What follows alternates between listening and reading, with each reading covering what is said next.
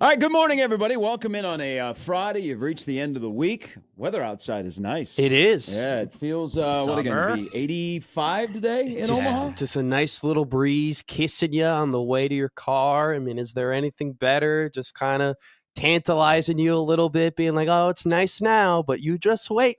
You just wait. So that's a good, that would be a good, if you were a meteorologist on TV, that's a good phrase to use. Yeah. Wind's going to kiss you today. You know, it's going to be there. It's going to coddle you. It'll be nice to you, but it won't be overbearing. I like it. And then I like a good kissing wind. Watch out, you might get mono. Yeah. Then you have, then it's supposed to get a little bit rainy tomorrow. And then I saw Sunday's forecast. So I'm looking at the weather through the premise of Nebraska baseball, which doesn't happen very often. Big Ten baseball sucks ass. Okay? Jeez. Thank you, Oregon, for joining it. Yeah. Well, they do. Yeah, no, bold and blunt. No, you're totally right. You know that tonight will be the first time at Haymarket Park since Maryland in 2017 that a ranked team has played there? Really? That's not Nebraska. That is incredible. I did not know that. That is in the World Herald. That is an incredible stat. So years it's, ago. like Big 12 baseball, bangers. Yeah. Friday night, bangers. Ranked on ranked. SEC baseball. I mean, basically College World Series previews. Now Oregon State walks into Haymarket Park at number 5. So this is why I'm looking at the weather this weekend. I said this earlier in the week. Tonight's like the season for Nebraska baseball because this will be the first time that people are like, okay, it's time for baseball season. You're kind of through March Madness. You got, your prep for the crown is going to take a little bit of a pause. Your sports fill has been filled. Yeah. You've been through the process of everything else other than baseball. Yeah, you still got the Sweet 16 games to go tonight, but the weather is going to be awesome. Yes, going to be awesome. It's Haymarket Park. It's a Friday night. It's Nebraska baseball. You probably haven't experienced Nebraska baseball. You're like, you know what? This is my night. And we got number 5 Oregon State walking in with these real cool Beaver hats that they wear. Love me a Beaver. I wish. Who doesn't like a Beaver? They're great animals. What do you wish? Hold on.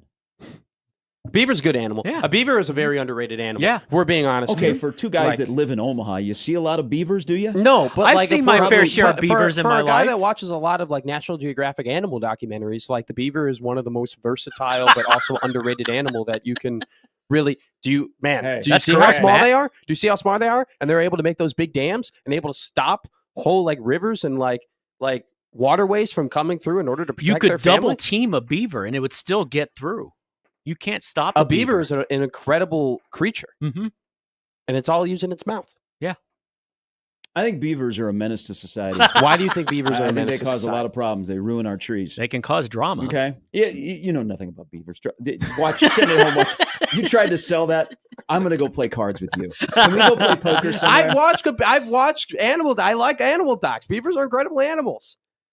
I do. I like the bear. I watched the bear documentary on Disney Plus about 2 weeks ago. It was incredible. It was about a mother bear who was migrating, trying to get food for her 2 new babies, and there's difficulties that she had to go through. And like they had Did she get killed? No, she almost did though. And she had to keep... why would you have a story like there's got to be like an unhappy ending? No, everybody is unhappy. She nearly got killed. And there was multiple times where like bigger bears were trying to eat her baby bears. And there was this one moment in the documentary where you thought one of the baby bears got killed. What role did Yogi play? Yogi wasn't there, but there wasn't a fire. It was really dramatic. I like him. I would have watched it. Did the sharks get him? No, the sharks didn't get him.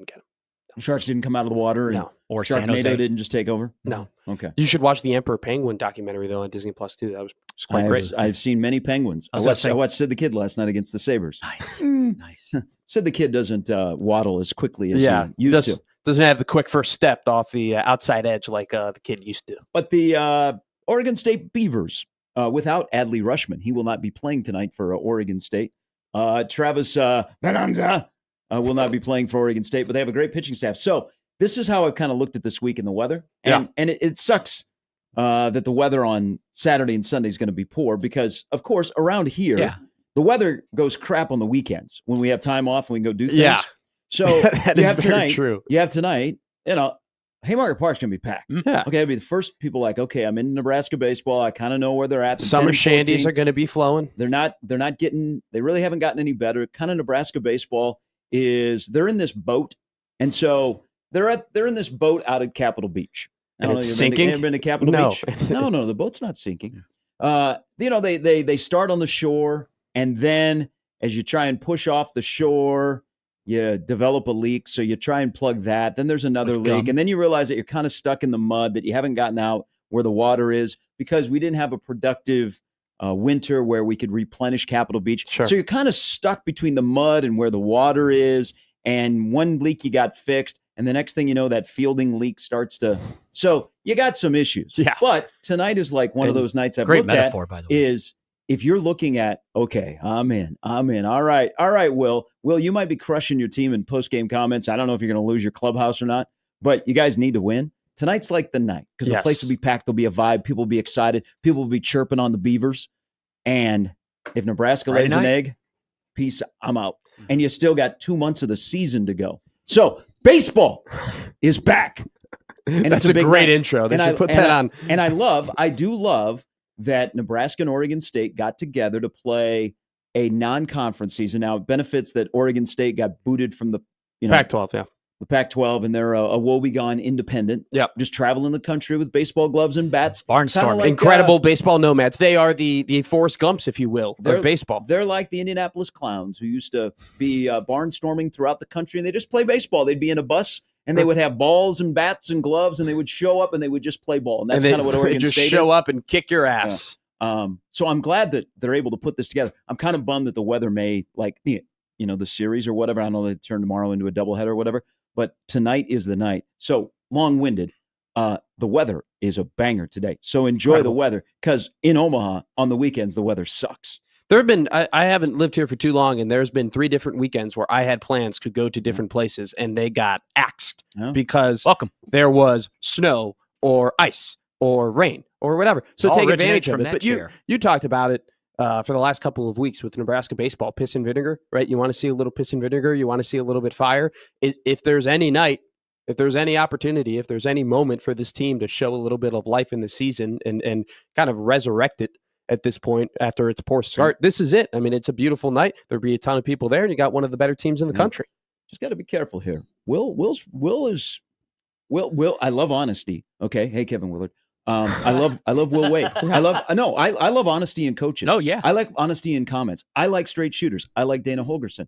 I like Will Bolt from the standpoint that he isn't going to sugarcoat things, okay, and he's not going to throw you cliches or anything. But I think he might have to be a little bit careful here, because I almost wait for the end so I can listen to what he says afterwards.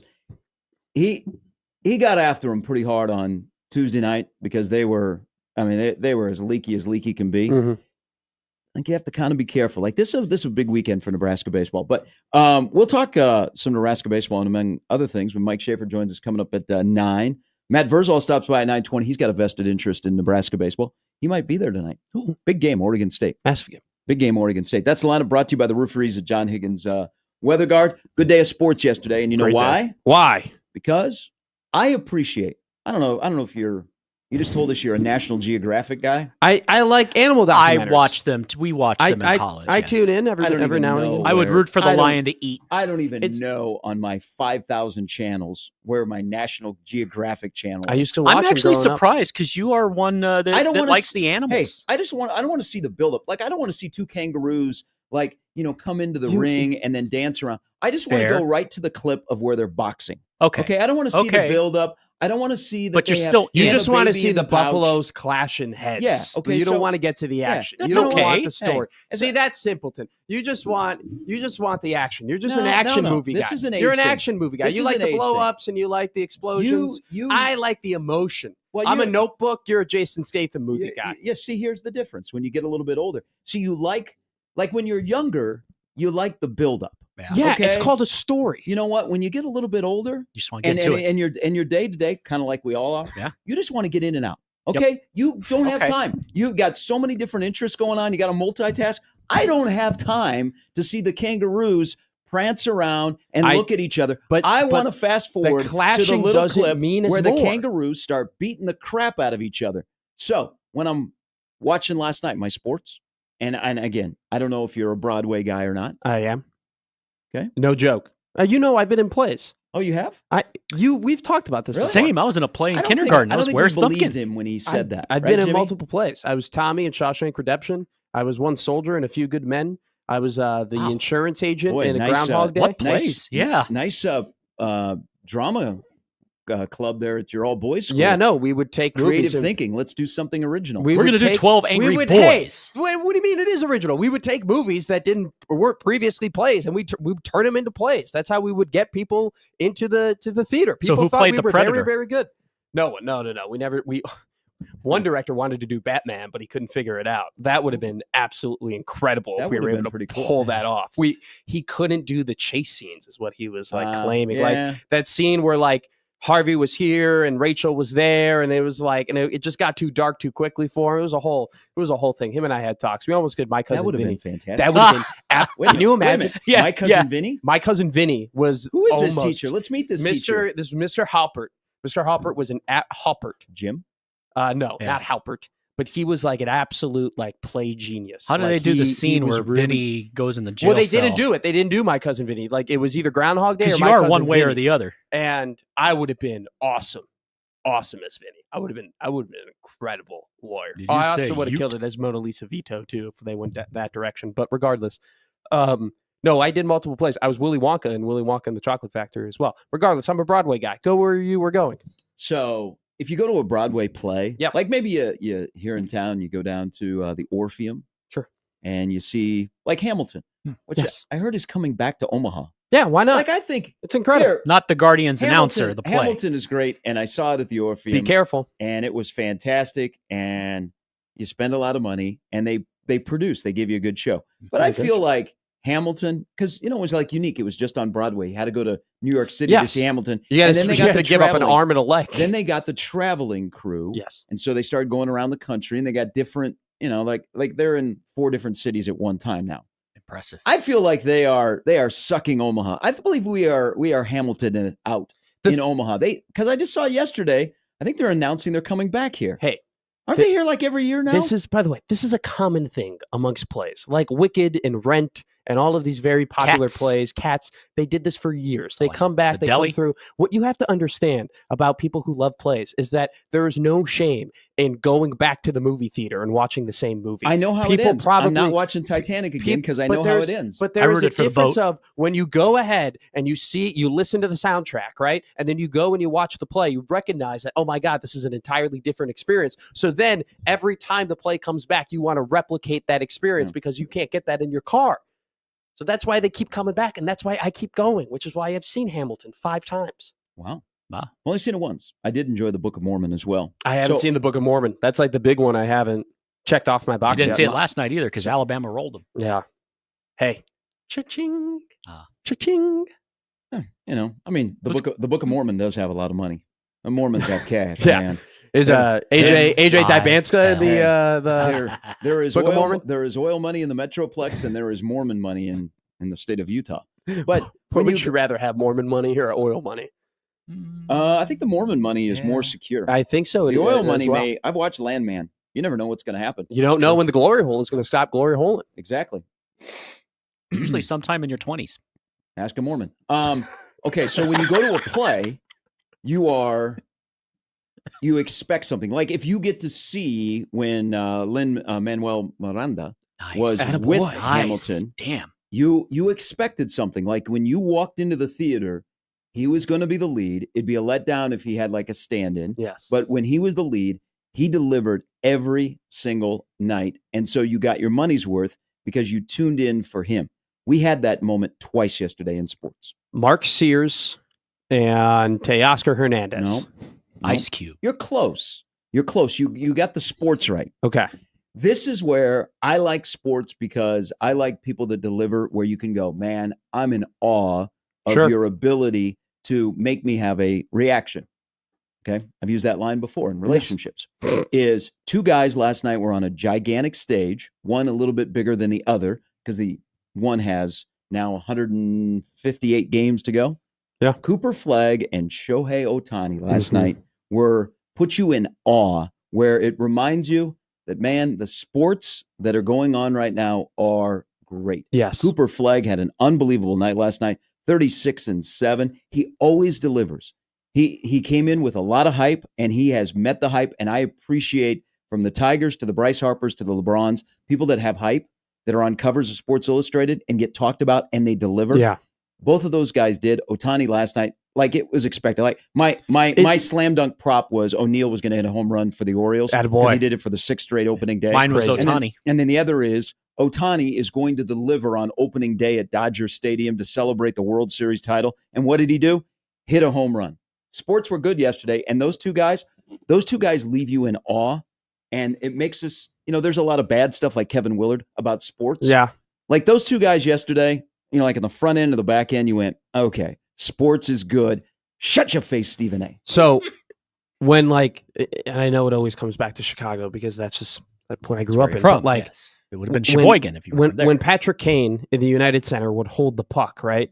There would be like a murmur across the crowd. Like you could literally hear people like gasping and like getting excited because like Kane's got the puck, right? Like Michael. I feel that same way every time Shohei swings the bat. Like every time you see the hands moving, every time you see him, that beautiful swing coming across the plate, it's almost like there's a murmur, there's a gasp because you can believe that anything could possibly happen at any point, regardless of what he's swinging at. And so like, that's what a true superstar is. A guy who immediately when the spotlight is on him, there is a belief and expectation that no matter what he does, something incredible can happen. And he's got that. With Cooper Flagg, what stands out to me about him is you see some of these guys, these top prospects in college basketball, they kind of let the game come to them sometimes and they pick and choose their moments. And it's almost as if like they can be away from the ball for 45 seconds and, it's not their possession to go and score necessarily. That kid he just attacks the game. He just attacks the game in every single aspect. He is involved in every single play. He's involved in every single offensive rebound. He's involved in every single defensive play, every single defensive rebound. When the ball is given to him, he is going to the basket. But when it's incumbent upon him to set up Proctor or set up Knipple, like he is doing that as well. There is like his stamina and his relentlessness, regardless from just his pure skill, is what stands out to me, which is why there are some guys where you get all the hype and you're like, all right, he could be good. And I see it. And I understand why he's going to be a first round pick. Like he is the type of prospect, much like Tim Duncan, where you saw him play in college and you're like, oh, no. This guy immediately is going to be in an all-star conversation. This guy immediately in 2 years is going to be in an MVP conversation. Well, he's reached the level where people lose their mind when they talk about him. Because what was it last night? I can't believe I'm bringing him up. Skip Bayless said he's better than Larry Bird. Yeah. Well, Larry Bird at Indiana State or Larry Bird in his entire career? Yeah. Because let's just come on. And you're a Bird guy too. I know. You love Larry Bird. Like that is. I mean, you do. He was great. But he is great. He is great. I love Larry Bird. You have to. We've talked about Larry Bird before. He was great in Blue Chips. I appreciate Larry Bird. I don't know that I love Larry Bird. Okay, you like Larry Bird a lot. I'm just saying. It's just like you're absolutely right. To compare him to that. That's odd, but you didn't tell me to this. Compare on each other 3 years. Well, we talked about the top 10s one time, and he's in the top 10. That doesn't mean I like him. Okay, fair enough. But yeah, I was just saying Karl Malone's one of the great power forwards ever, and I don't like him. It's a crazy comparison to compare him to Larry Bird. Yeah, it's absolutely insane. But you know when like athletes are on that level, we lose our mind in like comparisons. Yes. But here's what has to happen with Cooper Flagg. And it's great that in the NCAA tournament, like you look at the teams that beginning last night were in the Sweet 16. There are people that look through the college basketball tournament through the lens of an NBA of like, okay, what are they going to be like in the NBA? Sure, that's so silly. But we've not had a moment like this where there are so many guys that are still playing that are going to be drafted in the lottery. Yeah. Like usually it's like one or two. And it's been a while since we've had like the guy in the tournament that is going to go number one. And that's Cooper Flagg. But here's what has to happen. So, the NBA would like you to talk about things that happen on the floor. They'd like to talk to you about, the crazy last 9 seconds at the United Center last night for the Bulls. I just saw that. But the NBA right now is all about the drama because the drama sells. People don't want to talk about what's going on the floor. They want to talk about what's going on in the stands and all that other stuff. Because that's what sells right now for the NBA, or at least they think that way. Until we get about a month down the road and we start heading the playoffs. Yeah. But the NBA needs to do this.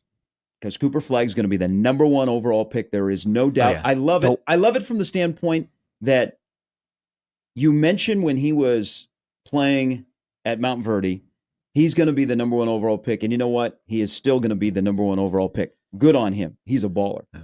Well, he's got to find a way to get him in San Antonio. The NBA, that's where I'm going. The NBA, and I don't think anybody would argue with this. I would. Even the people that are Wizards fans. The NBA needs to find a way in the upcoming draft to Patrick Ewing, LeBron James it. Yeah. So that Flagg ends up in a place that is like San Antonio, where he could be with Fox and Wemby.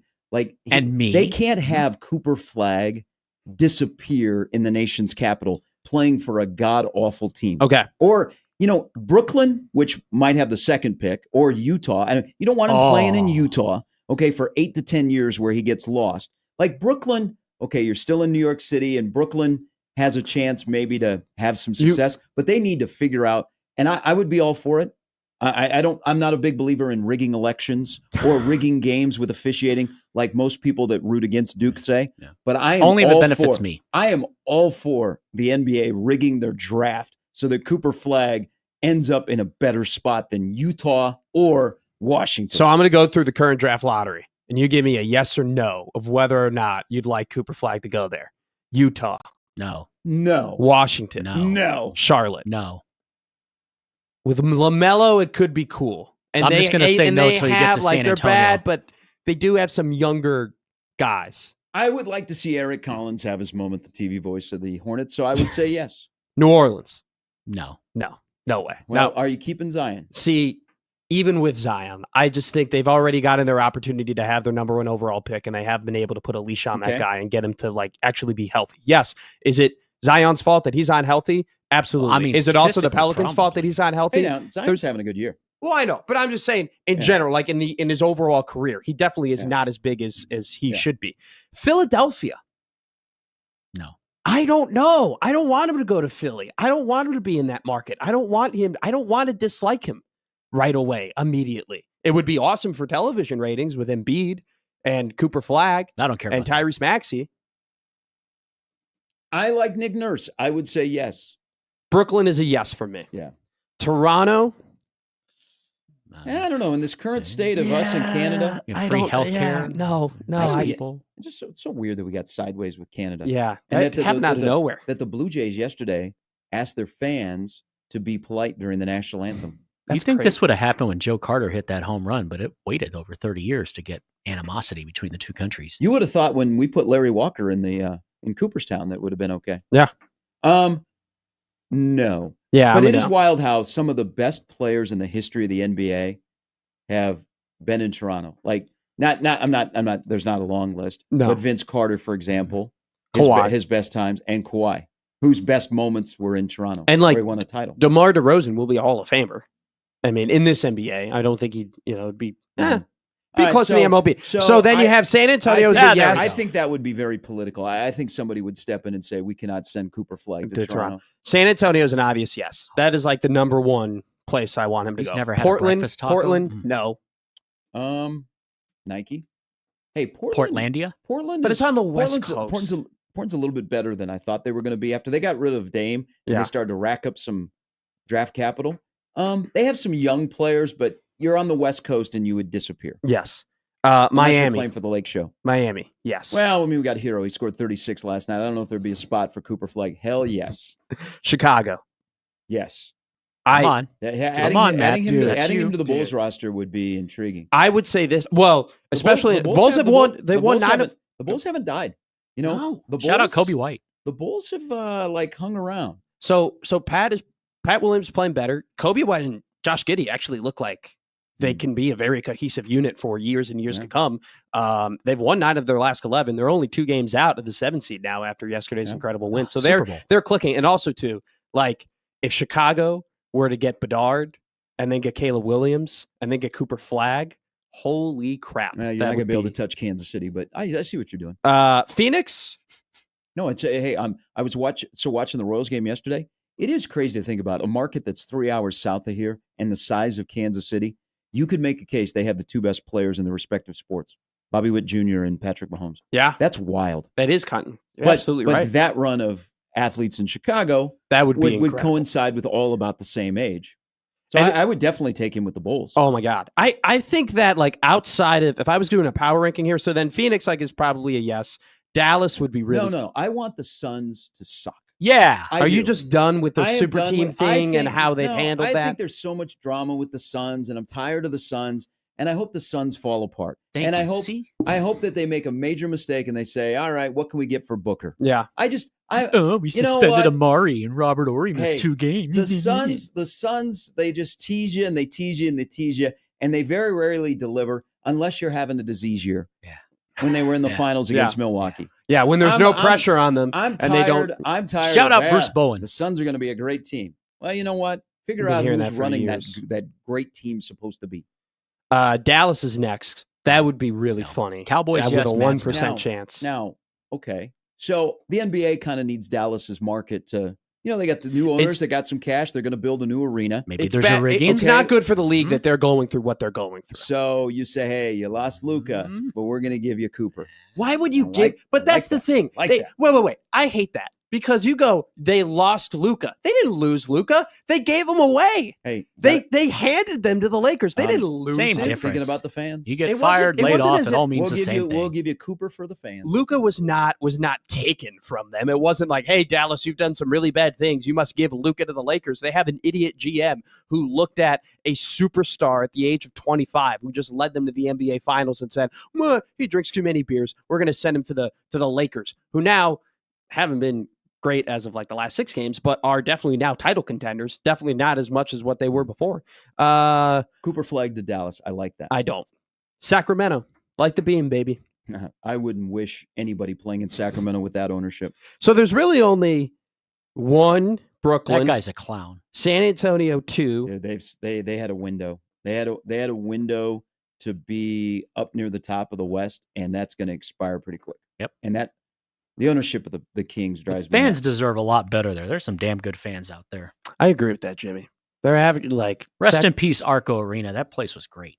Been a lot of really good Sacramento, and when the Sacramento was good, what was it? There said the place was a dump. I mean, it was. It was loud. They were. That was when the Chris Webber days and White Chocolate. Mm-hmm. Yeah, they were rolling. So the building was a dump. Yes, but them in there. Yeah. Oh, it's a super huge, passionate. Oh, fan it's base. Incredible. I'm a fan. The NBA screwed them in 02. From 2 time zones away. It was awesome. What was it? 3 years ago or 2? I think it was 3 years ago when they played the Warriors. Yes, and that's when they had the Warriors. That was absolutely incredible. But they were in the play-in game last year. They're going to probably be in the play-in game this year. They're struggling. At least they won last night. Puttering around. So it's Brooklyn. Brooklyn is a yes. San Antonio is a yes. Miami is a yes. Chicago is a yes. And then I guess Philly and Dallas are meh.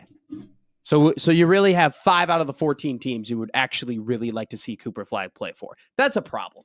That is a problem. I don't know. So that is a concern. He ends up on my team. So, but look at this. Like with Ohtani. Ohtani is in the second largest media market, and he's on the best team. Mm-hmm. So it kind of fits. Yes. So Cooper Flagg can't go to the best team in the NBA, but the next best in the way it's set up would be one of those teams. They can't. The NBA can't afford to have Cooper Flagg go to Salt Lake City and disappear. No. They can't. And so I'm all in for rigging. Again, I am not pro rig elections or anything, but in this case, I am pro rigging the NBA ping pong balls to get a good market where he can thrive. Man, San Antonio would be pretty cool. San Antonio would be fun. I've had fun there. Would be incredible. That would awesome. Probably keep Pop for what? At least a year? At least. 20, 30. I think the NBA, and one of their bigger problems is that the media, and that's another problem with the NBA. The media just controls way too much of the narrative and what we think about the sport and how we watch the sport and whatnot. But they've just been holding on to these superstars from the 2010s in terms of attention and how much we're talking about them and the stakes we put into them for too long. And they haven't invested as much as I would like them to invest into these newer stars, right?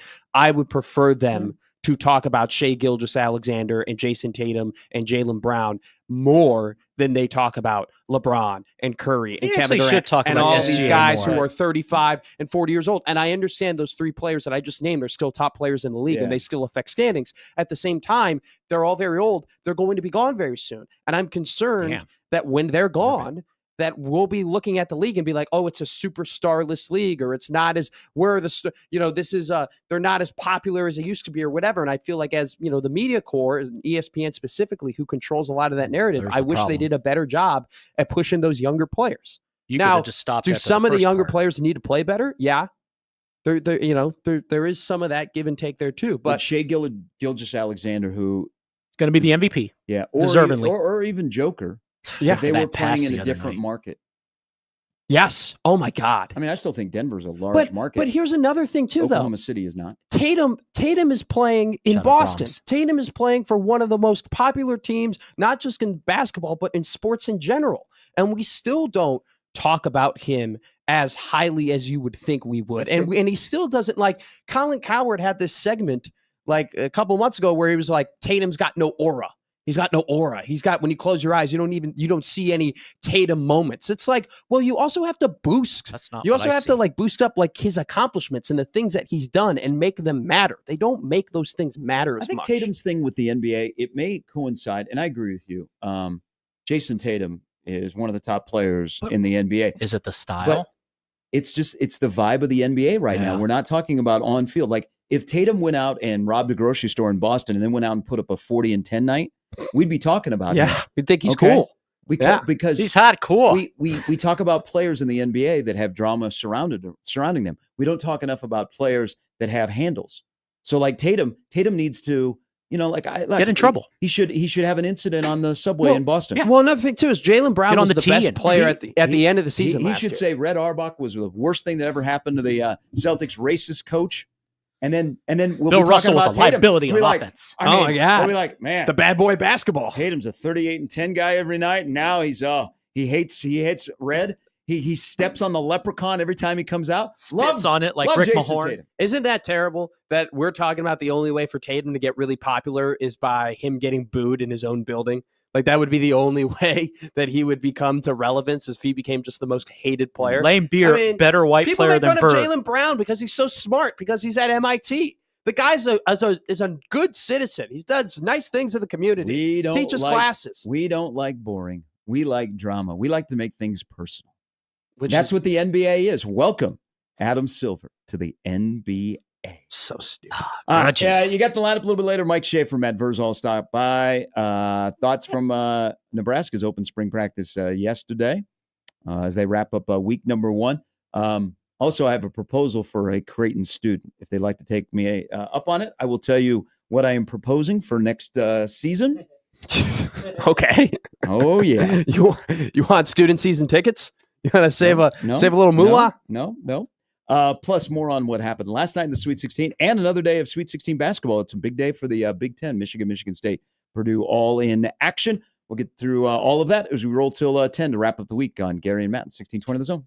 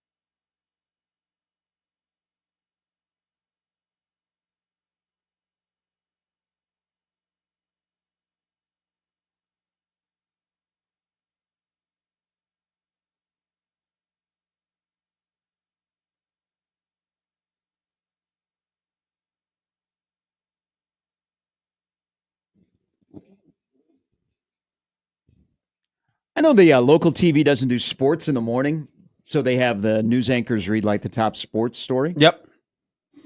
What is Channel 6 doing this morning? Like their top sports story is Brock Harding to TCU, the Iowa guard. That's kind of weird. Yeah. Did they not know that opening day and the Sweet 16 and a bunch of really cool things happened? I don't know. Maybe the morning producer is an Iowa fan. I think I would choose kind of strange. William Kyle III going to Syracuse. Yeah. Well, that was kind journalism. Might have been a little predetermined.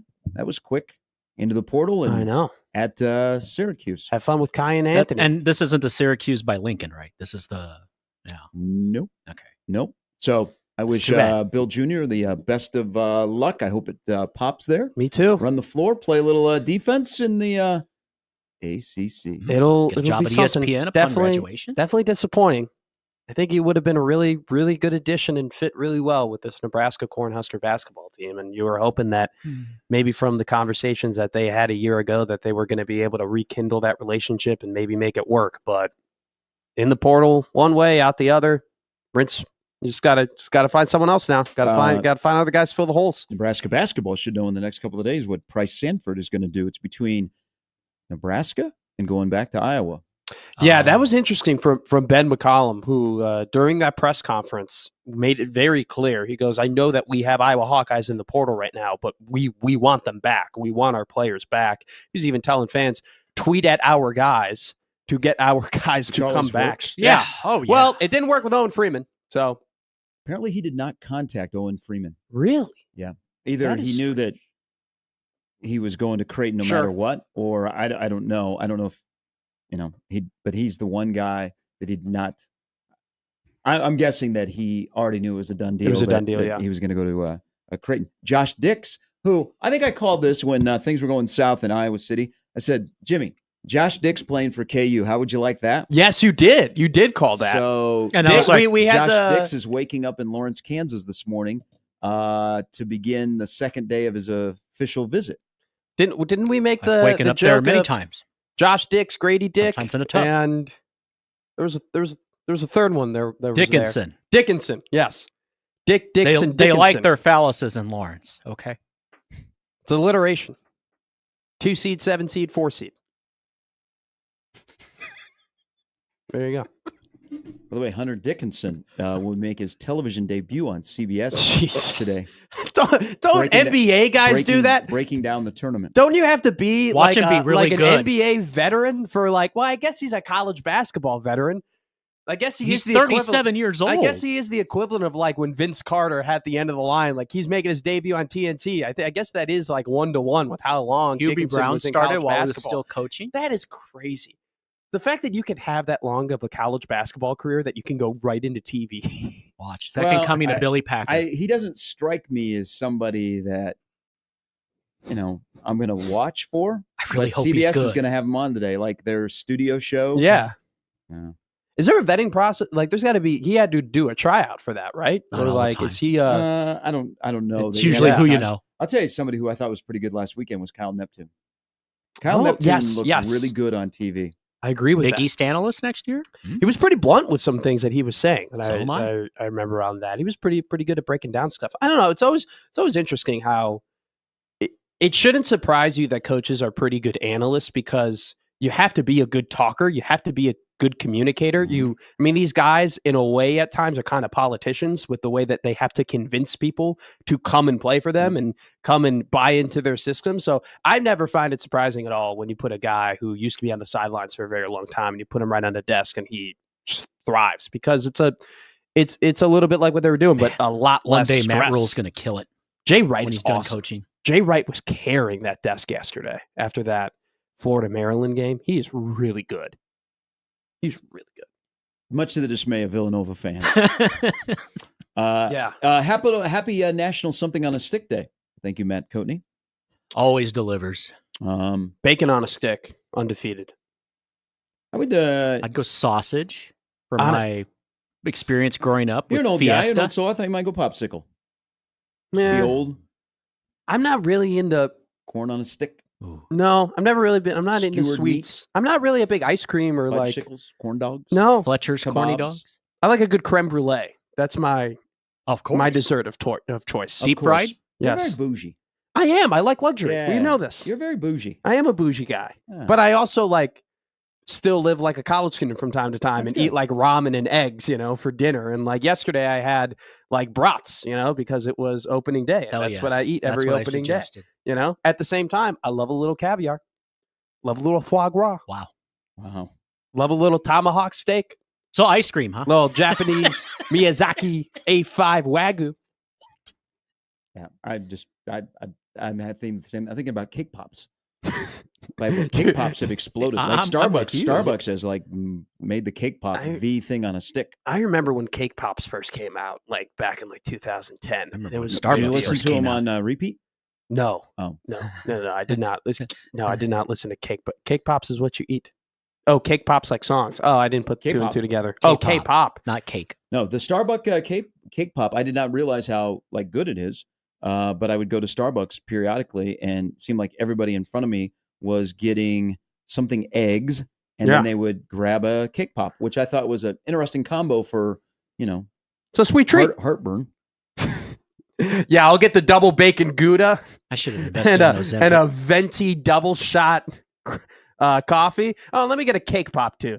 Yeah, that'll be 850 calories and 400 milligrams of sodium. In my state fair sugar. store, you would be able to get anything you wanted on a stick. If you can think of it, we'd put it on a stick and fry it in my state fair store. I would love Snickers, deep fried Snickers on a stick. If you allow me to open up my state fair store here in Omaha, I mean, there have been a lot of interesting concepts that have not gone over well here, like the lemon on a stick, tomato, grilled cheese and tomato, Tom and cheese. Yes. That kind of came and went. Yeah, that sounds. I had delicious. high hopes when we had it. That sounds delicious. Like, is it what's the mix it's of a it? grilled cheese sandwich and tomato soup. Place. No, I know. Oh, yeah, it's the place. You eat them you there. Get there. Yeah. Oh yeah, that sounds delicious. That didn't go over well. Damn. No, that sucks. It's too healthy. That sucks. I would have been there all the time. It's my favorite, probably sandwich soup combo. What's your favorite sandwich soup combo, Gary Sharp? Peanut butter and jelly. And your soup? Peanut butter and jelly and French chicken onion. noodle. There you go.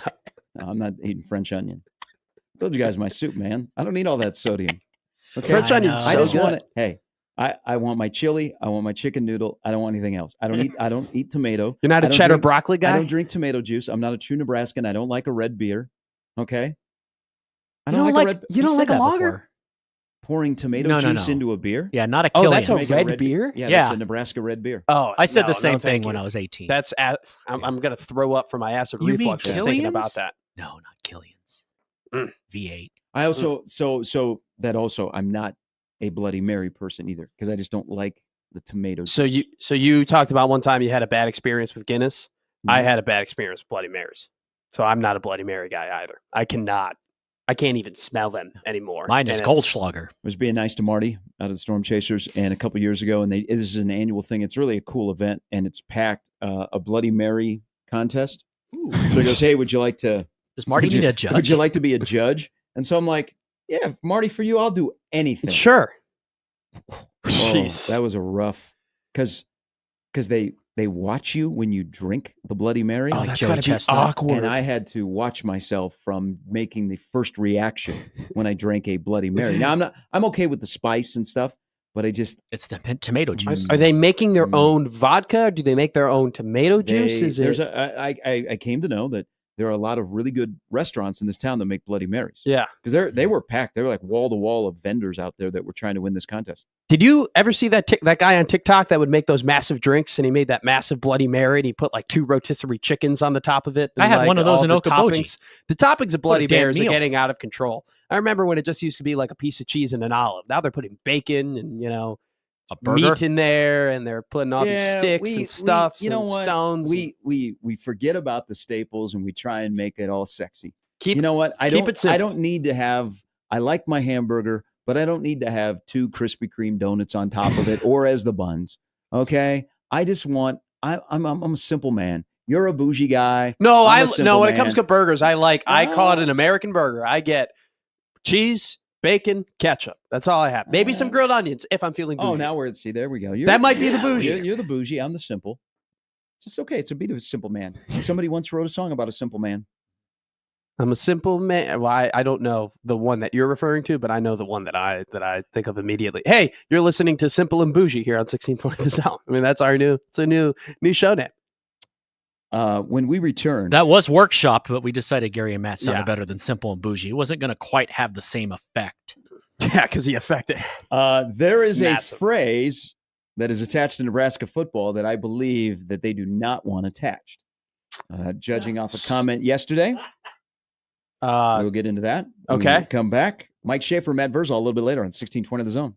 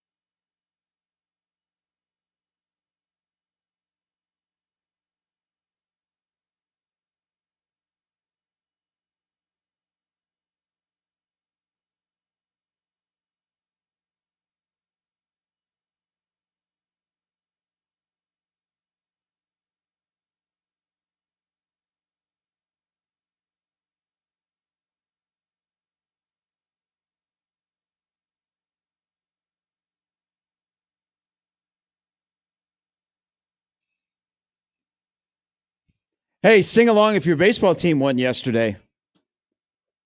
Miguel Amaya. Hello. If you had him in fantasy, he had 5 RBIs last night. Cubs won at the leadoff spot, baby.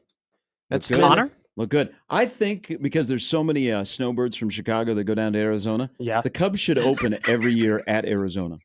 Was the last time they opened in Arizona in 2016? Was that the last time they did it? Usually that means good things. Oh. Well, that was the last time they actually had a true leadoff man who could, consistently get on base and get the guys going. And it was the last time they had a 2-hole hitter who looked like a damn star in the batter's box. Leadoff man starts at 1.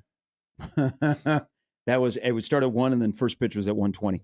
Mm-hmm. You can't be 2-2 unless you go 1-2. I just want people to know All that. right, Truth Magnum. Hey, no, that'd be like a Yogi Berra statement. It doesn't matter if you're at home or on the road. It's opening day. Yeah. I mean, technically, do the Cubs get 3 opening days? They get opening day in Tokyo. They get opening day in America. They get opening day in Chicago. Mm-hmm. Next Chicago Friday in America. Next Friday, Matt Verszall will join us from Chicago. It's his annual trip to opening day. April 4th, baby. Colin writes in, this is about you. We have a saying, Matt. Caviar taste on a Spam budget. Okay. Is that like like you take cheap stuff and you make it like taste good? Like you go to Target. Well, you like a lot of high end stuff. I do, but your budget is low. not high end. No, it's not. No, I definitely have the richest taste, but the rags in terms of what's in the ramen in the relatable. Account. But caviar not. I'm going to tell you something now. I think. Hold on. I think ramen gets a bad rap. I agree. Okay, Ramen's because delicious. you all of a sudden, if you're poor, all you do is you eat ramen. You know what? Trust me, I know. My bad. I almost said the F word out of reflex when I heard that sound. My bad. My apologies. You need to get up? No. I set a timer because I went to go and do something outside the studio, and I set a timer to make sure I'd come back in time before we get on the air. So I know how much time I have. Okay. You know what I'm saying? Just so I don't miss the break coming back. You've never done that before? No. Okay. I do. I just want to. I just try and I didn't know if it was time for you to get up. No, but I do set so many alarms that it would not surprise me at all. I am not joking to you. You could say a random time, and I guarantee you that I would have an alarm set within about 15 minutes of that. Okay. That's how many alarms I've just had set, because I set an alarm for everything. If I'm taking a nap, I set an alarm. If I have to be somewhere at this time, I set an alarm. I'm an alarm guy. But you were saying, everybody that is poor, you're and we did in college eat ramen. You know what? I think that ramen gets a bad rap because there is good ramen, and you don't have to be poor to eat ramen. There are a lot of people that have nice jobs that eat ramen.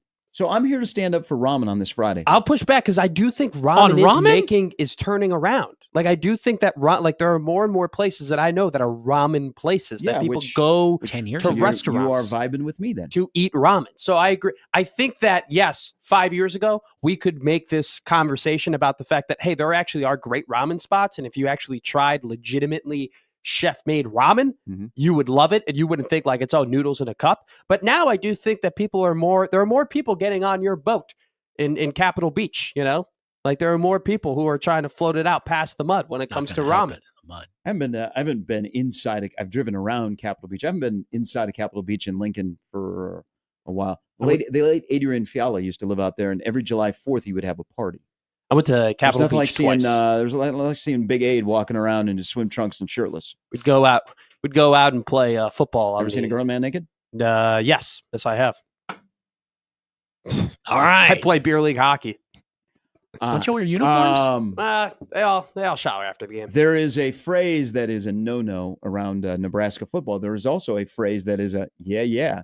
We'll get to in a moment. But on a Friday, how about this? Random Mike joins us. Good morning, Mike. We are blessed.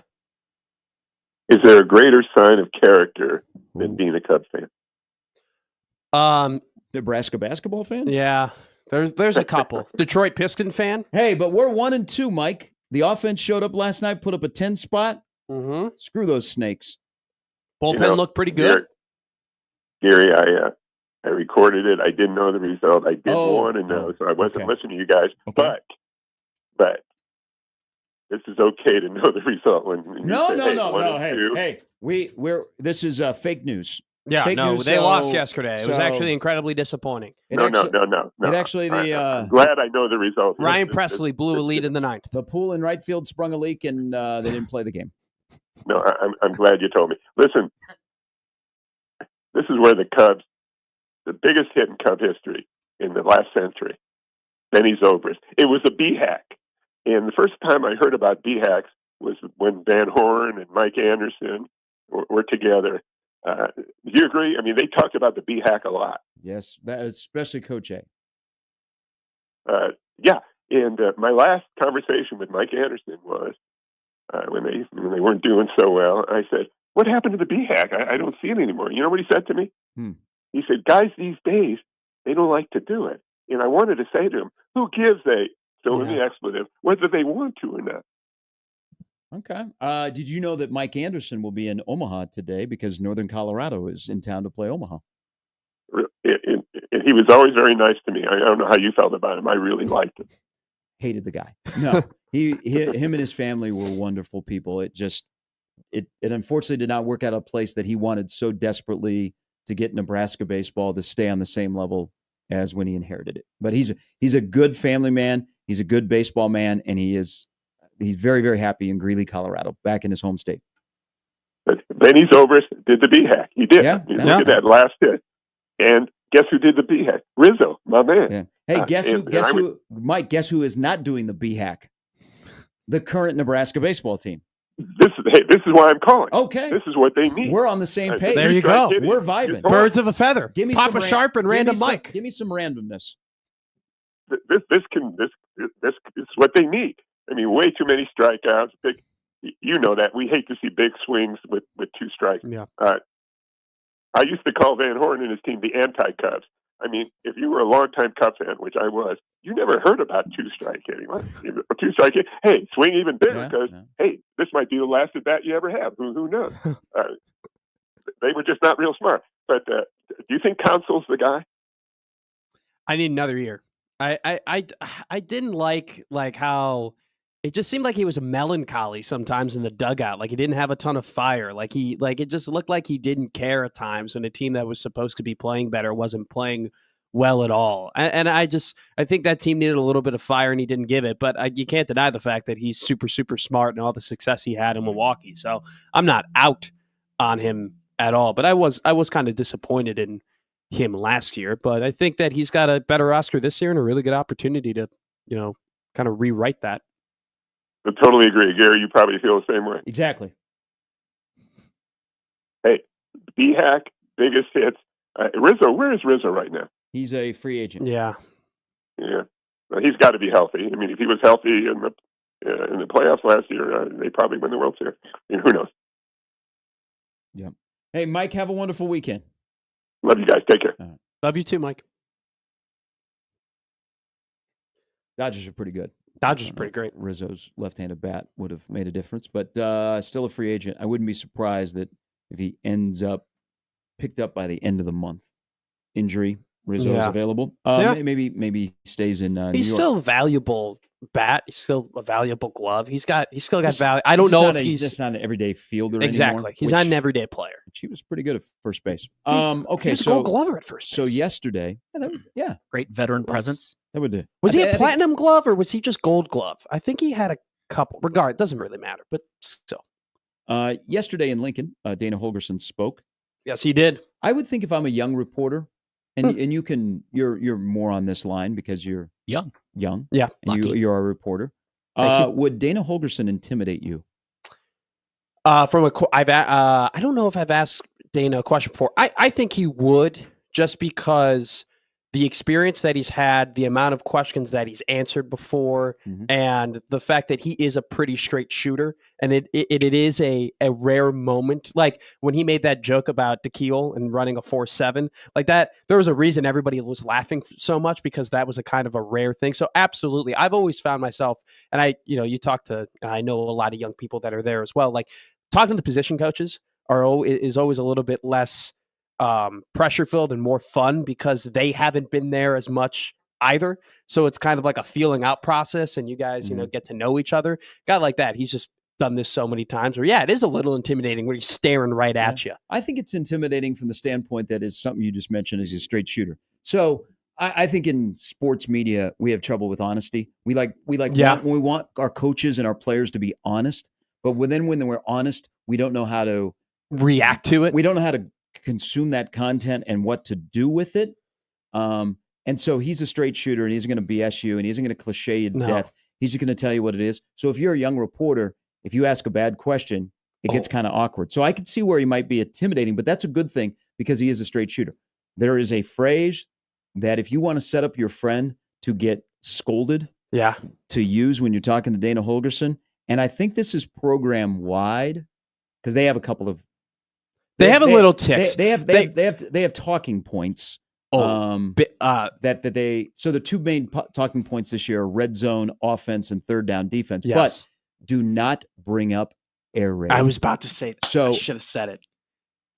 Knew it.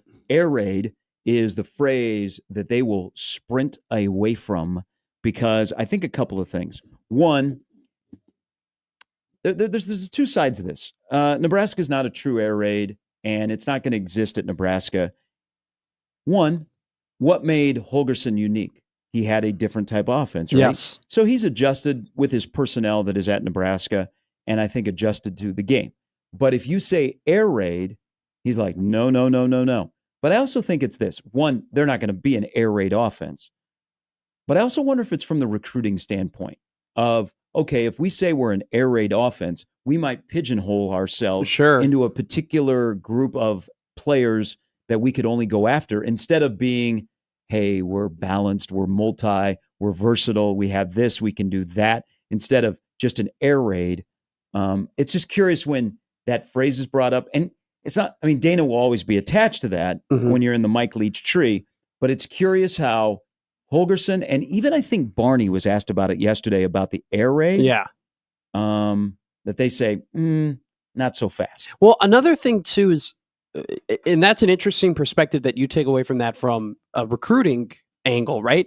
I think it might be a little bit of a personal angle, though, from Dana as well, because I think that Dana doesn't like, or maybe I don't want to, let me take that back. Not doesn't like, but I think that Dana, in a way, wants to be known more than just an air raid coach, that's just all that he does, and that's all that he's known for. I think he wants people to recognize that, hey, I have good run packages too, and I can run a balanced offense, and I can do what's best for a team and the personnel as well. I'm just not a coach that I'm just zeroed in and locked in and being stubborn, right? And just doing this specific type of offense. I think that he wants to prove that, hey, I can adjust to certain things, and I can add this run game, but then I can make us multiple in the pass game as well, which could be a philosophy change. On top of that is in terms of we don't just need to throw the ball all the time. We can still be creative in the pass game and add this little wrinkle in the run game. I do think, though, do you think there's a little like PTSD from Scott Frost being on the podium and saying, hey, I hope the Big Ten adjusts to us, and him having this? Are you you're talking to a wall. I'm not going to. Okay, fair enough. That's fine. That was a long time ago. Yeah. That's okay. But like, I do think that they do want it. Like there might be a little bit of, we want to get away from the fact that like people just don't like it when we're like, oh, we're going to pass at Nebraska, because Nebraska is known for running the football. But I do think too, when you look at their roster, like it is a roster that the best type of offense is pounding the football, but then also being creative in the pass game. And I think that if you're able to combine those things together, it's something that will be really good for them. And also, they're still very focused on complementing the defense. It's still an offense that is focused on helping out the other side of the ball, which is what you need in the Big Ten.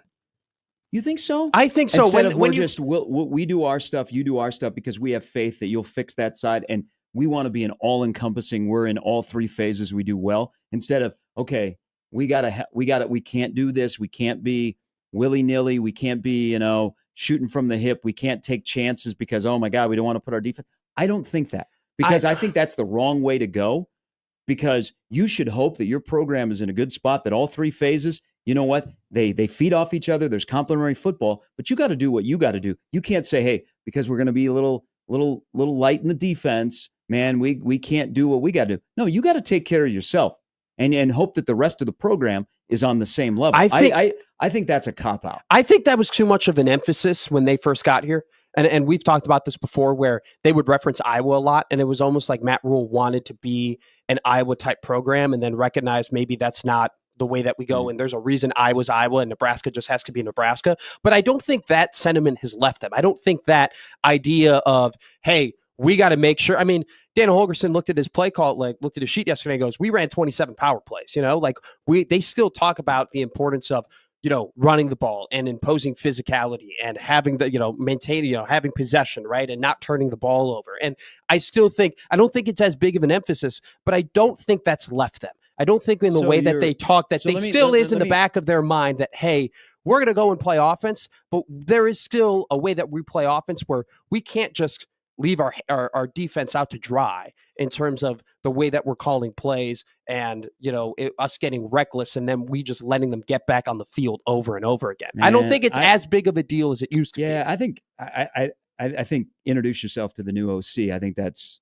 not the mindset. I think you would handcuff yourself as a play caller if that's how you and call then that's plays. what they did before. And I think that's what they did before. That guy's not the OC. Yeah, exactly. But I know. And it wasn't necessarily he did that to protect the defense. There were other elements of that. I think they themselves were limited. I think that's unless your defense is so porous that you're only playing with 8 guys, I think that would be a bad way to go through calling plays. Because at the end of the day, you need to find a way to score points. I look at this. And you trust the guy that is on the same staff with you. It's his job to stop people from scoring points. With the talent that they have, what, in my opinion, I think that they're going to be a better passing team than they are going to be a better run team. Mm-hmm. Okay. They have a better quarterback than a better running back. I think the best position group on that field is wide receivers, right? I think that in terms of, offensive line, it definitely isn't the top group, but Donovan Raiola's groups have been able to pass block or, run block pretty consistently. But when I hear them go 50-50, hey, we're going to be 50-50, we're going to be really, really balanced. But at the same time, I look at this roster and I think, well, I would prefer them to be 55-45 or maybe even 60-40 because I think they have an advantage more so in their passing game than their running game. When they keep saying 50-50, I still think that is in part because of the emphasis of time of possession and keeping the defense on the bench and letting them reset. I still think that this idea of balance, because of the fact that their strengths may be more so in the pass game than in the run game, does have something to do with trying to complement the defense. But don't you think it just game to game? Like if you're playing a team that can't stop the pass, you might be a 55-45 pass, but you turn around the next week and you're like, you know what? The best way to win this game is going to be able to run the ball. I think good offenses adjust. They are who they are, and they use their talent in the right position, and then they also use what they're going against, what their weaknesses are, and get away from that defensive strength. And the whole goal is to score points. Whole goal is to score points and stop the other team from scoring points, and then try and find a way to impact points with the third phase, which is special teams. I do think, though, is what just the hammering of 50-50, though, definitely does stand out. And the fact that they go, hey, what our offense looked like in the Pinstripe Bowl, that's what our offense is going to look like from, this year. And you look at that Pinstripe Bowl, stat sheet, they had 30 passes and 27 true runs, and so I think them being dedicated to that and the fact that I think that their strengths are in that passing game has to do more with just like, oh, we really believe in our run game and we want to run the ball all the time. But to your point, I'd rather them just not say anything at all and just go with the game plan and just be like, and just look at the defense and be like, they suck at passive. They suck at pass defense. We're going to kill them. We're going to go and throw it all over the board. Right. It's just interesting notes and how they talk about this offense. It's just very intent. They have a very intent way of what they want to do. And I'm a little indifferent about how they talk about that. Because I would like I told you, like you said, I agreed with you, right? I would like them to adjust their offense based on what their strengths are and based on what they're playing, right? Mm-hmm. So I would just like them to just always say, hey, we're going to do what's best against the defenses we're playing against and what we have on our roster. And I do like the fact that they're like, no, we are going to run the ball. That is something that we're going to do. But at the same time, I would prefer them just to not say nothing at all and just be like, no, it's going to be a game-to-game thing. And we're just going to go out and we have the pieces and we have the multiplicity to score points on anybody because that's how we've recruited this roster. All right. Mike Schaefer coming up at 9. Matt Verszall a little bit later as well. This Friday edition. More baseball today, college baseball. And Mike Anderson and Northern Colorado, the Bears are in town. Because of the weather, they're playing a doubleheader. 2? I think they're playing doubleheader. But yeah, Mike Anderson. I think he's been the head coach at Northern Colorado for 6-7 years. But you have that, and then, of course, Nebraska, Oregon State, which we'll talk a little bit more about down in Lincoln, and a huge series. More on stuff out of football yesterday as Nebraska wraps up their first week of spring practice on Gary and Matt in 1620 The Zone. All right, Moose Roofing is a place for you. You got a problem with your roof. The recent storm that came through, and you know that spring storms are on the way. Heck, we might even have spring storms into tomorrow. And your most valuable asset of your home is your roof. So you have to protect your roof, and Moose Roofing is the MVP. You think Ohtani is the MVP? You know what? Moose Roofing, they are versatile. You know what? They not only do it on the ground, they do it on your roof. That's what makes them the most versatile MVP roofing company in all of Omaha. They've been here since 1996. They're not going anywhere. They are Omaha, 15,000 plus roofs in this town they have worked on, and many more right now they're on today. You might even see somebody on a roof in a neighborhood. You know what? Stop. Holler out your window. Are you from Moose Roofing? More than likely, they're going to say yes. They're going to say, I need to get a hold of you because I got to get my roof fixed. And you know what? They're going to come to your house and they're going to sit down with you. They're going to get to know you. They're going to get to know what your sleep schedule is, what you do, how your family is, all of that kind of stuff. And then they're going to go to work on your roof. They're going to tell you about the ventilation system that they have that achieves maximum net-free area. They can fortify your roof before the next major storm occurs and make sure that proper and preventive maintenance will save you thousands over the lifetime of your roof. They are top-notch. Plus, they've got a great service department that's going to handle with you those insurance claim processes that are a little bit wonky right now. So if you need help with your roof, the most valuable asset of your home, Moose Roofing is the place to go. An Omaha roofing company since 1996. Give Pat and his team the opportunity today. Contact them online at mooseroofing.com.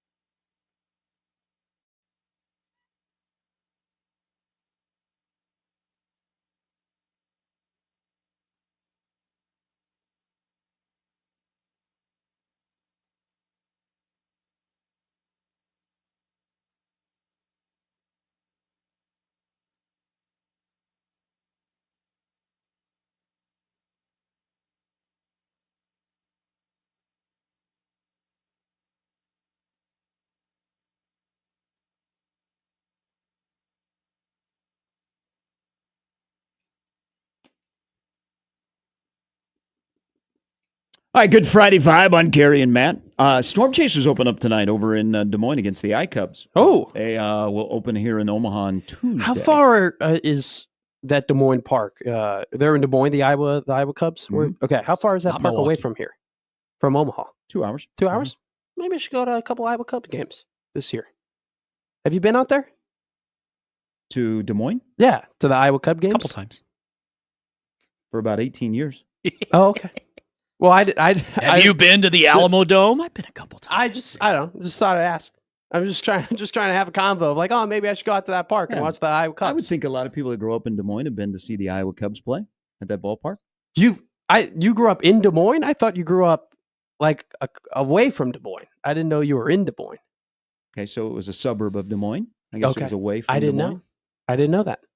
See, Matt, we lived in Olathe, which was part of the Kansas City. There was a whole bunch of towns and it's a big metro. Closer to Wichita. Mm-hmm. Was it easier to get to a? That was a bad moment. Was it easier to get to a Wichita Wingnuts game or to go see the Royals?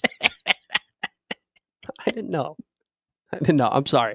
I'm gonna go to the Iowa. I'll go to an Iowa Cubs. It's game. an okay ballpark. Yeah. Okay. That's what I think I once threw a first pitch at a Wingnuts game. Yeah. Hey, the ballpark in downtown Wichita is really nice. Yeah. Principal Park in Des Moines, right on the river. They haven't done a ton to it. Okay. It's okay. 6 out of 10. 5 out of 10. Probably go with 7. Oh, okay. 7's a good score. Yeah. 7's a good score. That's what I said about math. Storm Chasers open at Warner Park. It's about time they got to gussy up Warner Park a little bit. Warner Park's still a really nice place to watch a game, but we need something new. Like we need a new scoreboard. We need something new out at Warner Park. Something you walk into the ballpark, you're like, hey, they just built this thing. Yeah. Like, hey, let's go stand by it or let's go look at it. Yeah. You always need that. I'd say every like couple of years, you kind of need even if it's just like a new like club or big a video new board, like area Zone or Vision. anything like that, Just keep it interesting. Yeah, I mean, and Warner Park is by far more than serviceable. I would just like something new every year. I don't know what any new food items they have out there this year. They had their media day yesterday. They open on Tuesday. Marty will drop the goods. I think the only thing they have new is the nets go all the way down from foul pole to foul pole. I don't think there's like a new, Jim Beam club or anything like that. Did you see this like goat milk thing concession? This goat milk concession item in At Werner? No. This is in the MLB. I got to look it up. I usually just got I saw a tweet of it. Now, does it come with cookies? I don't know that I would go to a ballpark and just drink milk. Yeah. It's like this thing and they dip it in goat milk. Do you get to Spike's calves? Do you get to milk the goat first? Now we're talking. They used to have a lot of that on the field. Like before games, they would have competitions like on dairy night, you could milk a cow.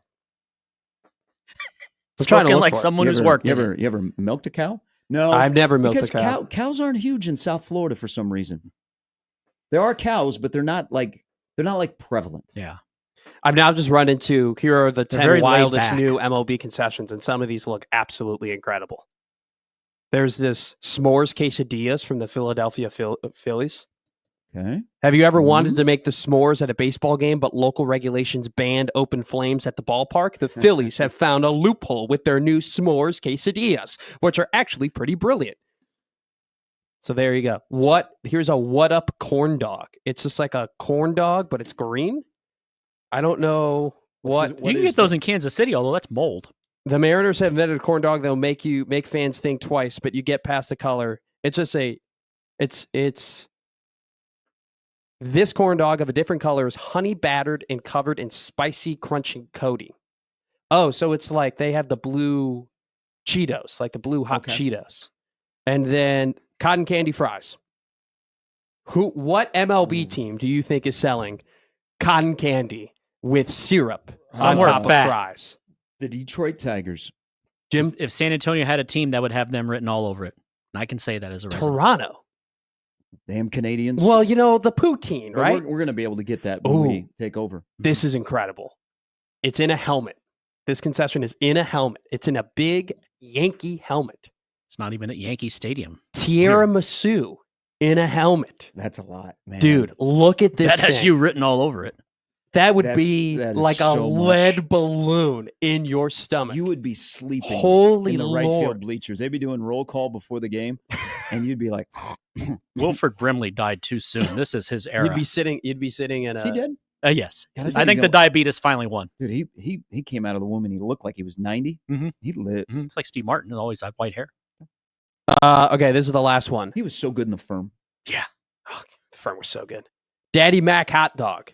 The Daddy Mac dog features brisket, mac and cheese, and fried pickles. Okay, you got me intrigued. Okay. I'm not above it. Does a hot dog get worse when you add more meat to it? I've never been an add more meat to your hot dog, other than chili. I guess a chili dog. But I don't think I'm adding anything other than chili in terms of meat on top of a hot dog. You ever have bacon on top of a hot dog? I haven't. Yes. Is it I good? have the medical numbers to support most of the things you ask. The White Sox you see my A1C last week. A celebration cake milkshake. I guess they're celebrating the fact. Hey. They are the second best team in baseball right now, according to the standings. The race to 54. We got one. So I almost texted you. My roommate, that's going too far. My roommate Dan placed a bet on the Angels to win, and it was the 8th inning, and they were the Sox were pitching, and he was like, "This is over. How did this become a loser?" I go, "No. Just you wait. Just you wait. You haven't seen this Sox team in the late innings, and sure as hell, no one has. It's the opener. Bases loaded. Jorge Soler up there, and then I called. I go, here comes the high fastball on 3-2, and Jorge just couldn't lay it off. Just years. It's been years. He's been in the league for a decade. That pitch has been on the scouting report since the minute he got into the MLB, and he still can't lay off of it. I see the White Sox, after winning yesterday 8-1 over the Angels, it's the first time since opening day of 23 they're above 500. Yes. Oh my! Stop the season. Did you see the celebration for Will Venable? You would have thought they won the World Series. They put him in a shopping cart and they dumped a bunch of liquid on him. I just need them to go 53 and 99 the rest of the way, and we're good. I have fun. That's gotta be. Get to 54, I'm going to tell you baby. something right now. That's one hell of a sweat. That's a sweat bet if I've ever seen one. That is crazy.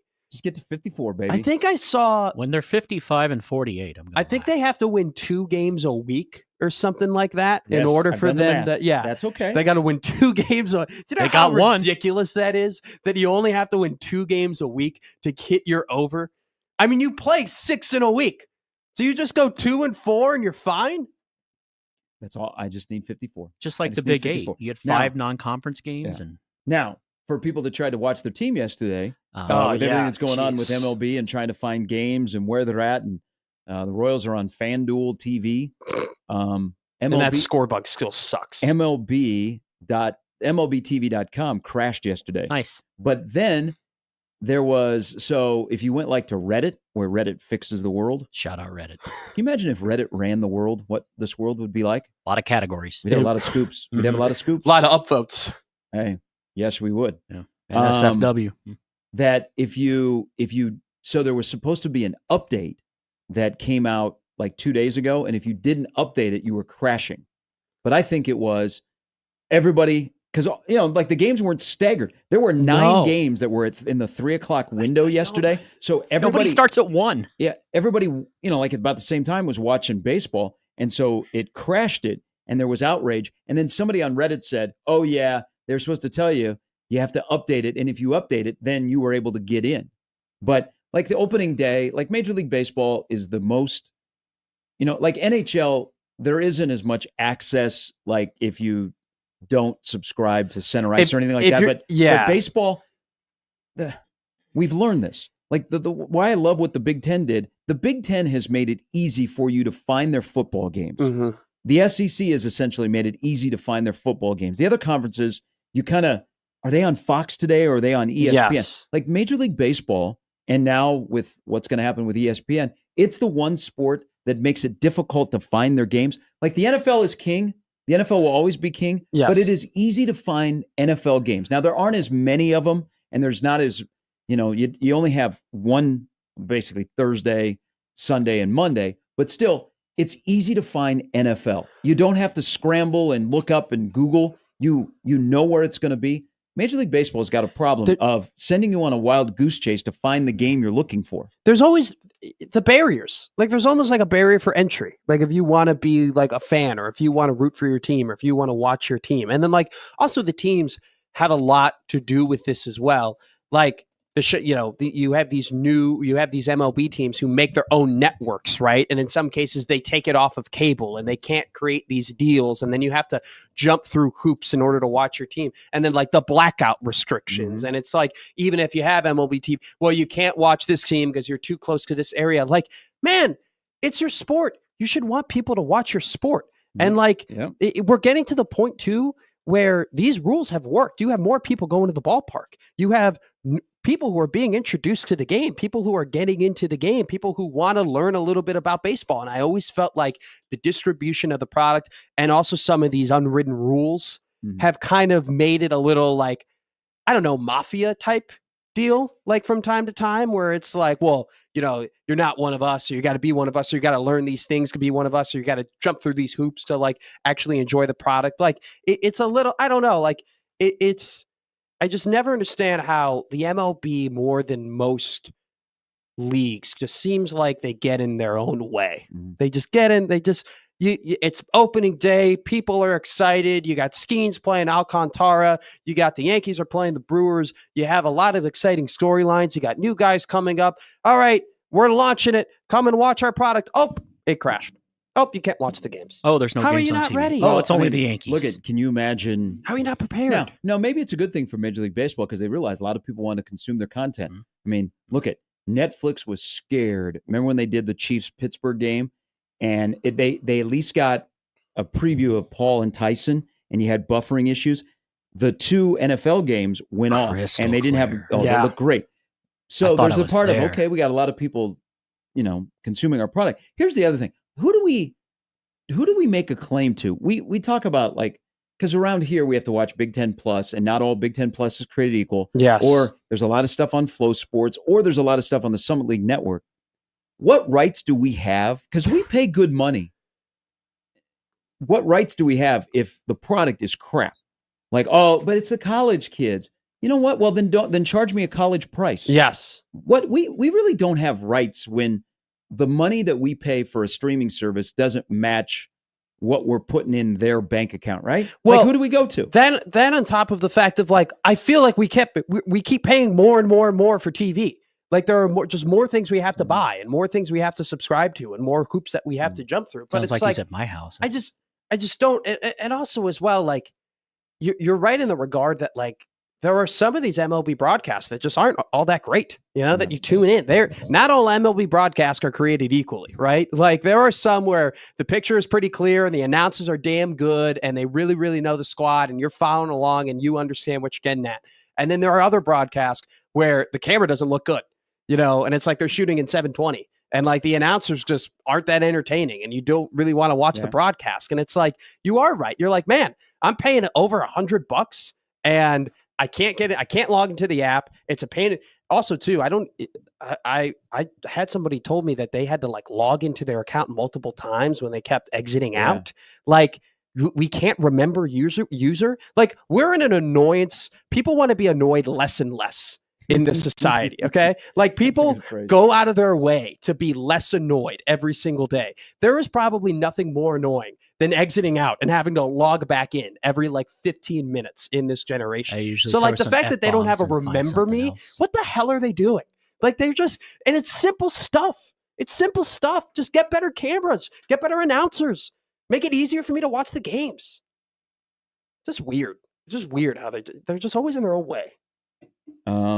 Oh, by the way, on opening day this year, where there's so much excitement and there's renewed optimism, one of the storylines was there's probably going to be a lockout in 26. Nice. All right. We are so back. Wait a minute. The World Cup's next year, right? Right here in the U.S. The last time it was here in 94, there was a work stoppage in baseball. So just warning you. Hey, so shout out MJ in the YouTube comments. He brought up the yard goats, so I found it here. So it's the yard goats are unveiling the Float Your Goat.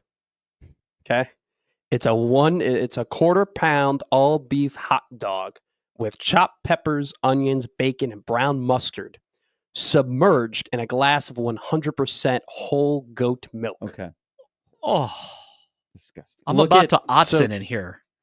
That's the picture. He knows what's of the up. float your goat. That's disgusting. No, good. I'll just stick to I love minor league baseball, but that is. Can I ask? People are not buying that. No. Here's my thing, though. I'm just gonna stick to my minute. That's a damn good hot dog. Like that sounds incredible. Like chopped peppers, onions, bacon, and brown mustard. Like if you're looking at the bun, that's like a brioche bun. That's not like a ballpark hot dog bun. That's a quality dog. Why are we dipping it in milk? Why people are fat? There's only certain things that should be dipped in milk. Cookies, an Oreo cookie, a Samoa. The cookie, right? Not you ever like dip a Samoa in milk? The coconut, the group of people, or the cookie? Yeah. I mean, it's an honest question because cookie, linemen dipping them in the water and there is baptism. The Samoa Girl Scout cookie. I have never put it in milk. Okay, but I pretty can see decent. the combo. Pretty decent. Like it goes well with the coconut and the caramel. I hate milk. I think those are the only two things that I would dip in. That looks disgusting. It's terrible. Like also, why would you? And I these food companies like Aramark, like before the College World Series, they'll do this big rollout of these fancy, out of the box creations, which are really, really cool. But how many? I would love to see the numbers on how many people actually buy that particular one. Now there are some there are some items. I have a friend who buys those things, but he's fat. Well, sometimes when they're making them, he is. When they're making them, they don't think about you're going to be sitting in your seat eating this, and is it going to be a challenge? Sure. Baseball, make it easier on us to consume your product and eat you. There used to be, dude. Can we do that? Can we have the College World Series people come into the studio and bring us their new items and we can taste test them? We are the home of the College World. That's great. Do they do that already? They don't come into the studio, but they do take care of us. That's awesome. They have one day where they feed the crew. That's incredible. I look forward to that. But I love ballpark food. But I agree. There are some though that like really go in deep. Like the Sox like actually have a full on gourmet Michelin star like chef who like all year dedicates himself to like, what am I going to put on the menu this year? And they had that s'more shake about 2 years ago. Oh my God. I'll tell you this right now. That team was terrible. That team was even harder to root for 2 years ago than the team last year. You had people going to that stadium just to drink the shake. Like, no, not a joke. People like, I had a couple buddies who were like, I'm going to the game, but I'm kind of excited for this s'more shake. Like that's how damn good that thing was. It's incredible. Think Portillo's cake shake is good? Yes. Oof. That thing was better.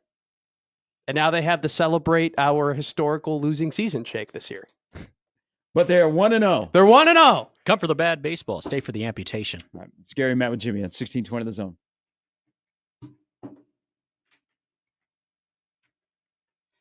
Hey, these days I'm always looking for more extra income. Yeah, you get the idea. You can donate blood, you can donate plasma, donate sperm, you name it. But I don't need any of that donation because I have Underdog, one of the leading sports apps, and you can play now in your state. Much less work, trust me. To choose, whether a player will go higher or lower and what other stats, points, assists, rebounds, or more. It's not just basketball, though. They've got all your favorite leagues, team stars to choose from. Yeah, you can create entries with all basketball picks, like tournament stuff tonight. The NBA, hey, that didn't stop. Or baseball, which is what I'm diving back into. So this week on the Underdog, this weekend, in fact, I got me the tournament because it's regional final weekend, also known as Elite Eight. And we're diving right back in on America's national pastime because it's a lot easier than you think. And now you can find out just how easy it is with me. Download the Underdog app and sign up now using promo code ZONE to unlock a special offer of up to $1,000 in bonus cash when you make your first deposit. Join in on all the fun when you sign up with promo code ZONE. Claim your special offer today and get up to $1,000 in bonus cash instantly upon first deposit. Thanks, guys. Must be 19 plus in Nebraska. Present in a state where Underdog Fantasy operates. Terms apply. Void in Colorado. Concerned with your play, call 1-800-GAMBLER or visit ncpgambling.org.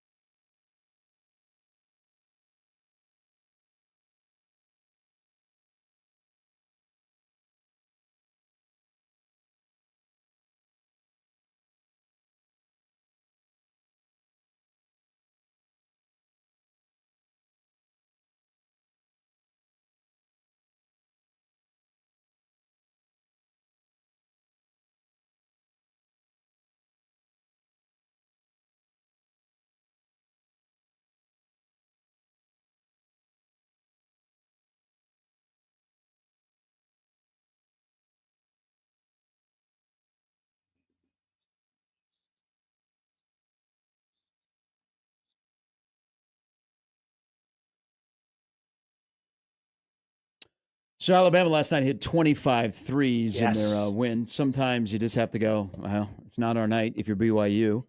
We got saved, though. There's more blowouts in Sweet 16 because some teams are just happy to be there.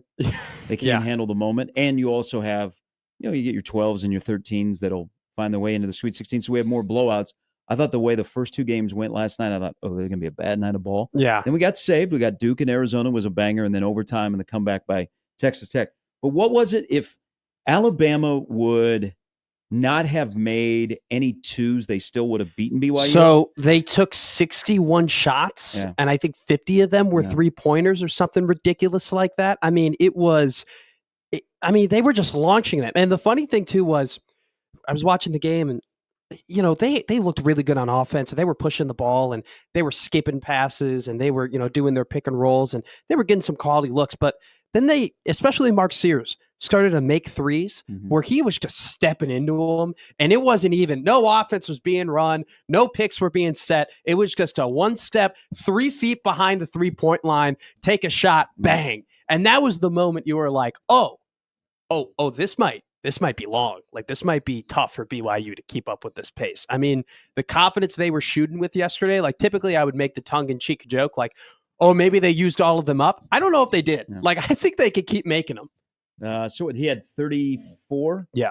I hope that neither coach for the Alabama-Duke game tomorrow stresses any defense. I just want to see like 104-97. I want to see Loyola Marymount. Yeah. I want to see up and down the floor. I want to see guys in space making plays, shooting threes. I want that game to go maybe what was Loyola Marymount, Michigan in the NCAA tournament? Wasn't that like they scored 260 points combined? Yeah. I want that tomorrow. It won't reach that. But I hope it is a free-flowing, up and down the floor game where the officials just get out the way. Good for basketball. And, they did that yesterday. They did that a little bit yesterday in the beginning of that game. But, like, it was a 176.5 over-under. And you knew 4 minutes into the game that, this is probably going to hit. Do you know how crazy that is? You know how high 176 is for an over-under in college basketball? And 5 minutes in, you're like, oh, no, they're swallowing the whistle. They're both getting threes. Richie Saunders looks good. Like, this is going to cash. Like, I'd that's still crazy. Be scared. That was crazy. So Indiana and Washington played last night in the NBA and the Tanka Wizards. So Indiana put up 162. The game was played in regulation. Yeah. Now they did give up 109, but they scored 162, and they still had 2 less threes made than Alabama. Well, another thing too, I don't know if you saw the video, but Indiana with 1 minute left, they were just like, all right, we don't have to play offense anymore. Like, we're out of respect. We're just going to dribble the ball out for 2 straight possessions. And the Wizards fan, or whoever the fans were, they started booing them. It's being like they were mad. They wanted them to keep going and keep scoring. Like, this is ridiculous. It's absolutely ridiculous. Same people that booed Kevin Willard in the send-off of the hotel were booing the Wizards. Nice. Weird. It was almost like, you're like, he can't win now. That was kind of like a black mark. It was like, how can he win now when you get booed going off to the Sweet 16? If I was Maryland, and you know what, I wouldn't let him fly back from San Francisco on my team plane. I'd make Villanova come and get a plane for him. I would scrub him from the media guide next year. I would have no reference to Kevin Willard in my media guide. And here's another thing I will do. So any Creighton student out there for next year, okay, you have to be a student next year at Creighton. I'm out. When Villanova comes to the Chi to play Creighton, I will personally pay for a turtle outfit, a gigantic turtle outfit for a student, and I'll buy the ticket closest to the Villanova bench for the Creighton student to be dressed as a turtle. You could go and meet just old man sit Doug there the whole game. I might even pay for multiple turtle costumes next year when Villanova plays at Creighton. And I want people to line up. I want to buy out. Usually it's the friends and family booster for the visiting team that sit behind their bench. This is for turtles. I'd buy out those seats, and I would have multiple people in turtle costumes just sitting there the entire game. Do Ninja Turtles count? Wouldn't it be funny if the Creighton student section, like they do at Maryland games, got the Maryland state flag and they took it from the top and they pulled it all the way down and then they started waving it in front of Villanova's bench? Because the bench is right there. Petty. Do you know how incredible that would be? That would be. I like this. That would be better than anything they would ever do with Hurley. And they could do it. You could pull it off. You don't think Maryland would send Creighton an extra big Maryland flag to do that? I would. I actually know. Colleen Sorum is the interim athletic director at Maryland. Feel bad for her. Sure. And we were together at FGCU. I bet I could convince her to send us the backup turtle costume. Yeah. Maybe I would wear it. I'd be on the floor with Billy. Maybe they have, or I'd be sitting right there on the corner, right by the visiting bench the entire game. That's content. You get all the Maryland costumes from all the eras of Maryland basketball, and you just put them throughout the arena, and it's like Kevin Willard can never escape it. It's like a horror movie. Like everywhere he turns, there's a different turtle. Hey, by the way, I'm going to try and break the who's going to be the next coach at Maryland. I'm just blowing up Cozine's phone. She's going through it, man. This probably hasn't been a good you just don't put it on the media like that. Hey, how about some honesty? Will Wade was honest. Now, Will Wade must have been talking about Kevin Willard when last week he said Villanova's trying to buy out a current head coach. That's who he was probably talking about. But look how Will Wade handled North Carolina State. He was really honest. Look how Kevin Willard handled this. We can't handle honesty. We want honesty, but we can't handle honesty, right? It's a little bit of both. I think they've done it in their own different ways. You know, I think Will Wade was a little bit more open about it, a little more nicer about it. But look at how Kevin Willard. If Kevin Willard was open about it, you would have been like, "Oh, well, this sucks. Okay, this isn't right, but thank you." Instead of like evading everything. All right, 2 hours to go. We'll circle back. Dylan Raiola spoke yesterday. Matt Verszall probably would like to take something back he spoke about. Dylan Raiola. We'll do that when we come back on 1620 The Zone.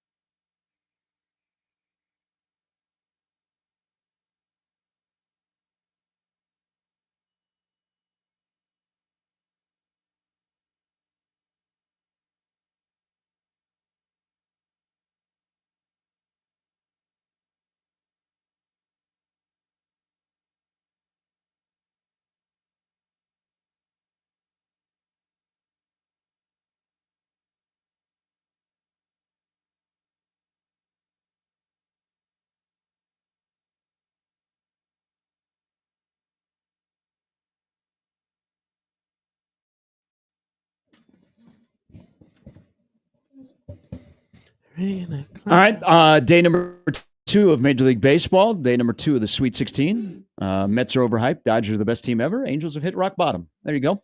There's my reaction to opening day in Major League Baseball. Christian Campbell's family. I know every single member of them now because they were on the screen over and over and over and over and over again, like a Marshawn Lynch interview. It was ridiculous how much screen time. He's a really big family, by the way. But what I love most Catholic? about when I don't know, probably.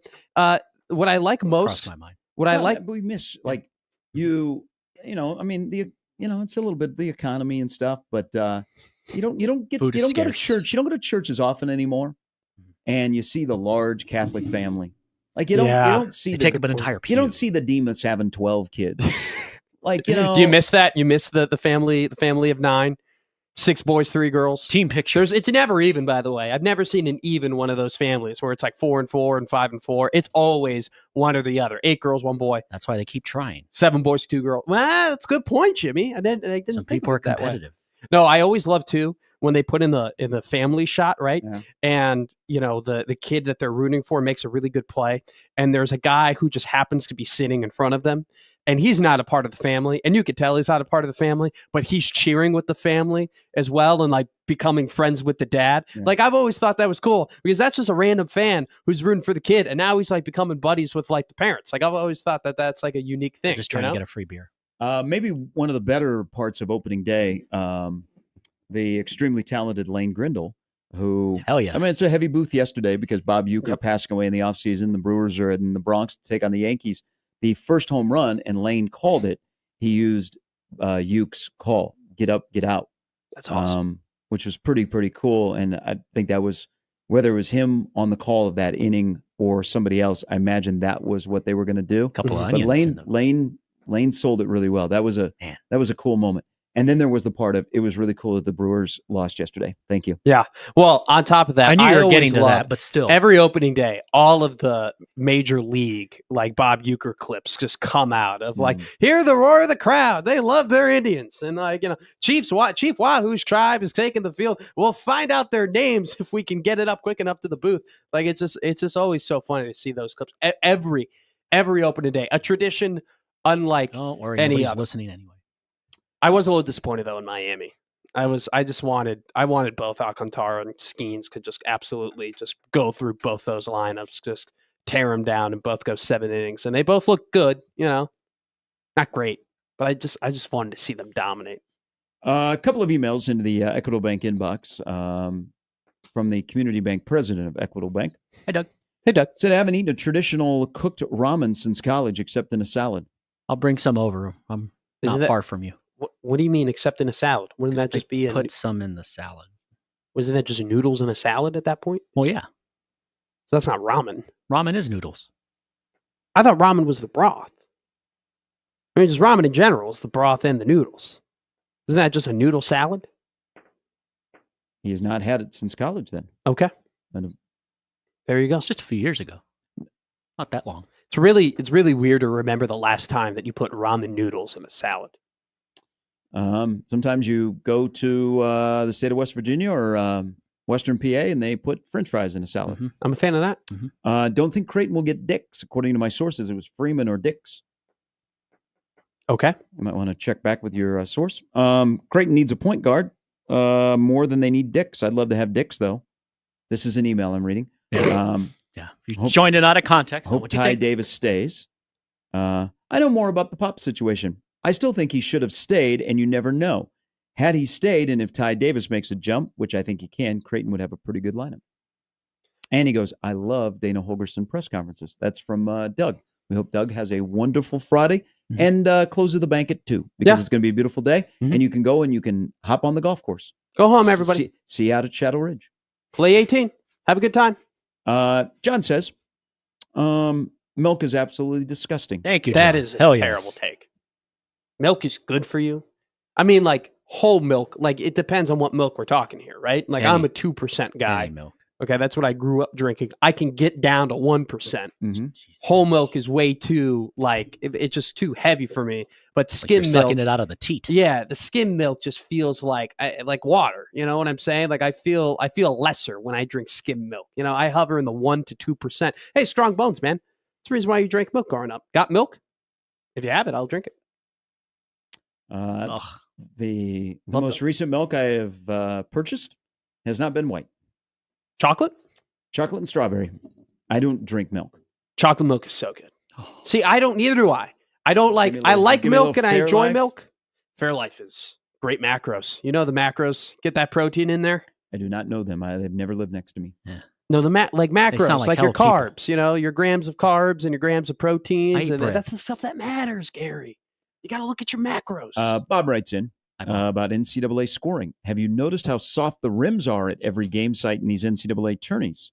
Not sure if the NCAA wants to see more scoring or if it is a balance out the brand new and slightly different type of balls used that some teams are not familiar with. You can see and hear how soft the rims are. We're at every first and second round site, and the same thing played out last night as well. I think they've just deflated the balls from them being overinflated, probably. I mean, there were a lot of former college basketball players who have come out and said, I think Dalton Connect was the most recent one a little bit ago, who was like, these balls at the NCAA tournament were overinflated, which was actually kind of like a concerning conversation to have, you know, when these games are going on. Maybe they finally like fix their balls and like actually like their context. Yeah, sorry. And they're actually like going through the hoop nowadays, which they were going through the hoop for Arkansas in the last 4 minutes of the game. Now, I would say that we have soft rims in this state.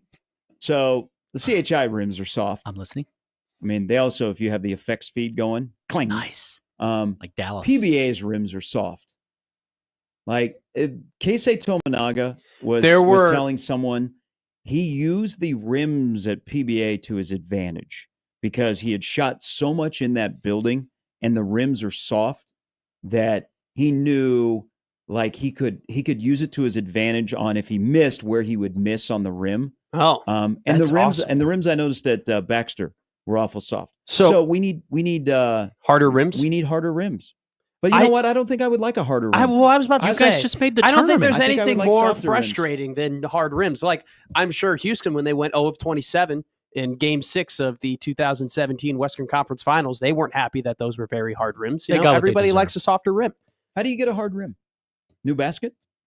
Is it just tighter? Healthy diet? Is it welded more compactly? I don't know. I'm not a Do you think metal that guy. When they had the breakaway rims, the rims got softer? Probably. How many in and outs do you really see at it? Now that you say that, I don't really know how many in and outs I see at Pinnacle Bank Arena. Like how many times like the ball rattles like a couple of times and then it pops out. Like that kind of is a bit of a rare occurrence. Look at how many free throws these days. Like if you don't shoot a free throw well and you hit the front of the rim, you're going to get a friendly roll into the bucket than the opposite way. It typically is when you miss free throws at PBA, you just hit back iron really, really hard, or you just hit side iron because you're bad at shooting. But if you just kind of hit the cylinder, you're going to be fine. But I thought in the first and second round, the rims were a little bit harder. I don't know. In Providence, they weren't. They weren't? No, because, and they're not new baskets. So that's the same baskets that Providence uses during their season. You know, I'm sure at places that you don't normally have basketball and you roll in the rims, they're probably not. I mean, you got to work the rim. I thought in Milwaukee they looked a little bit harder in Milwaukee. How could you tell? Well, that was just how the ball bounces. You know what I'm saying? And or it rattles like that, or how it goes back and forth. If it hits the side rim and then bounces back to the inside and comes back out. I didn't know if you had a skill for observing how from hard I think you can kind of tell a little bit from time to time. Like, could you walk into an arena? Like, if I took you in an empty arena absolutely and I said, not. Do you think that's hard or soft? Absolutely not. Do you think you'd go, oh, I know. But I could go to a park and I could shoot a ball, be like, oh, not making buckets today. Content? No. I'm terrible at basketball. You know how I'm terrible at basketball? When people ask me, are you good at basketball? I go, I hustle. I play good defense. So I'm a good teammate. Hey, so did Woody Harrelson. Was he in a movie called Hustle? Yes. White Men Can't Jump? Mm-hmm. Oh, yeah. Good point. There is a little, there's been an addition to the weight gate in Lincoln. So I'm sick and tired of it. And you and I never even got into it. You and I both looked at each other and were like, yeah, we know that this is a nothing burger, that this is just absolutely zero. So Dylan Raiola spoke for the first time this spring yesterday. Said a lot of interesting things. You can tell that like he is maturing in front of our eyes, but the weight thing came up again and he handled it perfectly. I mean, if you saw him yesterday going through practice that was open to the media, he doesn't look as dad body-ish. But there is one thing that I did notice. Upstairs, he's jacked. Like his arms are bigger than they were last year. But his head coach, I think, would like to go back and take back McAfee and local media discussing his weight. Because it kind of, if you're smart, you know how to handle it. And it's only a deal if the quarterback struggles. But bringing it up to the forefront and saying one thing on a national media and then saying another thing to local media and then trying to walk it back and kind of admonishing us for talking about it. This thing needs to go away sooner than later. I'm glad Dylan addressed it. But my God, then they asked Dana about it. And Dana was like, hey, I think he's down 5 pounds. He looks great, blah, blah, blah. But it would be one of those things that I think Rule would not like to go down the path. But something was kind of tied into his weight because he talked about being faster. I don't care if Dylan Raiola is faster. I need Dylan Raiola to be a smarter runner. Yes. He can run a 4.40, but if he doesn't know how to run and what to do while he's running, it does him no good. So you look at the guys who have been some of the best quarterbacks in the NFL the last couple of years, right? Aaron Rodgers and Patrick Mahomes. They're not 4.4, 4.5, 4.8, or 4 like any of the super blazing speed, right? But they get out of the pocket, they maneuver really well, they throw the ball down the field, and then they can beat you on the feet. But why do they do that? Because of their head. It has nothing to do with their feet. It's because of their head and because of their eyes and their understanding of the situation. And especially in that Indiana game, it was very apparent. We're like, man, just go. You have it in front of you. Just go and take it. Go and run it. And so, I mean, that's kind of what makes Dylan special, though, in the regard that he's got the arm and he's got the feet and he's got the body to maneuver like that. And to your point, he just needs the head to understand, hey, this is the time to move. This is the time to do it. This is the time. Slide. This is the slide. Exactly. This is the time to step out of bounds, right? This is the time to, hey, I could throw it across my body here, right? But I don't want to put the ball in danger. So you know what? I'm going to run 4 yards. I'll step out of bounds. We'll live to fight another day. It's those types of little things that you're absolutely spot on about that needs to improve, not the speed. It's not the speed. The bar for like good quarterback play in the Big Ten this upcoming year is so low. Like what do you think? Maybe 2 returning quarterbacks in the Big Ten or in the top 15 of college quarterbacks? Aller and Altmaier? I mean, you can't.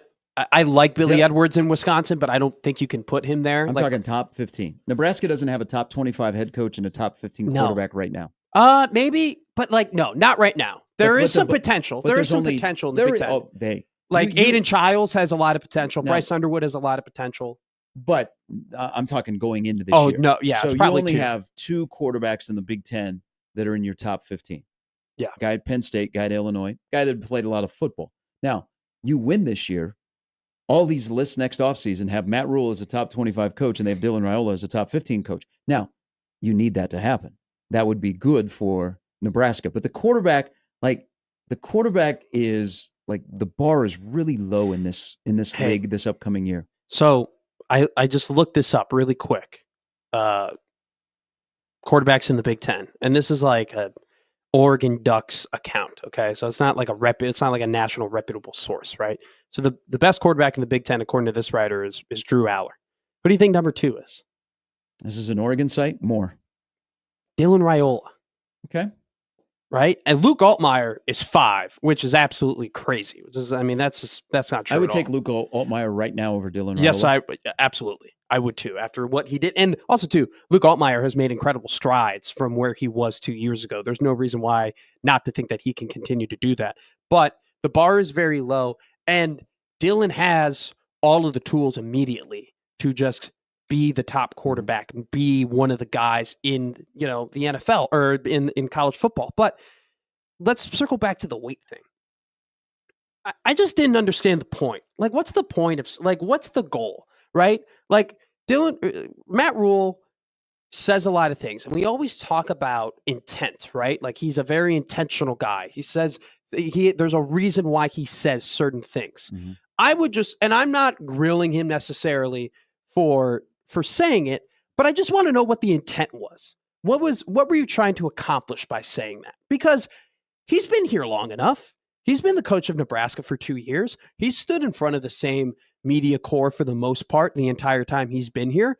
He knows what gets written about. He knows what gets talked about. What was the point of saying he can't be a good quarterback at 240 pounds, right? Especially when you look at Dylan, and there already were comments on his appearance at these basketball games and his tight shirts or whatever. Like, they're very in tune of what is being talked about their players. They knew that was combo. I just want to know, what was the goal? What was the goal of saying that? Because it's year 2, so the gloves are off with quarterbacks. You can scrutinize your quarterback, and you could talk positive and negative about him. His weight is only a thing if Nebraska is losing in the fall. If it impacts his performance, that's when it becomes a story. That's the bottom line. But it is now year 2, and I've seen this with so many quarterbacks in Nebraska. Like, year 1, we handled them pretty well. Okay, you're like, okay, I'm not going to crush the guy, even if he's having a rough year. Year 2 is when the gloves are either put on or they're taken off, and you slap their back, or you go, okay, here. Adrian Martinez was the same way. But there is something about last year, and listening to Dylan talk yesterday, and I mean, Nebraska needs him to be good. They can't be like, oh man, that guy seemed like a jerk. They need him to be really good and to take over the program with play and leadership. But there are more guys that want to lead by play than followers, which is a good transition in year number 3. I'm glad at the end of the day he had a meh season last year. Like, he wasn't able to do the things that he was able to do in previous levels of football where he could just be a magician. This past, like, his freshman year was okay. You could say he had a bad OC, okay, but there were times where he had to make plays, didn't make plays. He was okay. For a true freshman, he was pretty good. I think if you rank him amongst some true freshmen in the past, he did for a true freshman, which the bar is pretty low. But yeah, if you're looking at his numbers. Oh yeah, we're looking at the full scope. I'm not looking at numbers. I'm watching him play. Yeah. So I'm glad that it was just kind of to a Dylan standard, probably a meh, because I think that will ultimately benefit him through this season, this offseason, and into the fall. That it wasn't like, oh my God, here we go. And I mean, we would have loved to have him walk in the door and be incredible, wheeling, dealing, and like, man, how come he wasn't a 6-star? But I think at the end of the day, last year, him suffering a little bit of adversity and people all of a sudden, for the first time probably in his career, second-guessing him, just like his head football coach second-guessing him at Nebraska, you have to adjust. And so you put your foot down, and all of a sudden you got WIN everywhere in the facility, on the video boards when you're practicing in Memorial Stadium. I mean, it ramped up the sense of urgency. We're going to send, mark my words, we're going to send a thank you card to UCLA football. Sure, because you're right, because that was a turning point, right? That was the kind of piss and vinegar you talk about. That was kind of the moment where it's like, all right, hey, whoa. We got to turn this on. This is no more about culture building or what's the standard or what are we doing or what are we going to eat or what is practice going to look like. We actually have to step out and win games. But you take it from that perspective, and I like what you say, because you kind of question that sometimes with these top prospects, right? Because their entire lives, they have been the guy. They have been the top guy. They've been dominant. They've been told how great they are. And they step into this level and they struggle. And some guys can't handle that. And I think that Dylan has done a good job handling that, because he wasn't a superstar last year and he wasn't a great player. But another thing too, and I know that this is something that he's going to have to deal with for the rest of his career, but a part of me also agrees with you that it was good that he wasn't incredible, because if he was incredible last year, I feel like the expectations for him this year would be too high to ever accomplish. It would almost be as if he wasn't a Heisman candidate, this would be a failure in terms of his progression. I think it's a good thing that he did show struggles and he did show areas that he does need to improve in to get better, because for a guy like this, with how much pressure he's under and how much pressure he will continue to be under his entire life, hopefully, because you hope this continues into the NFL, that it's a slow build, right? It's a progression. You go from being pretty good to really good to great. And if we're being honest and you're looking at this Nebraska football team, it's a better roster, in my opinion, than last year. It has the potential to be deeper if certain guys take the step. But they have an opportunity to be really, really good next year. Like, you're looking at how young this roster is and the production that these guys can get.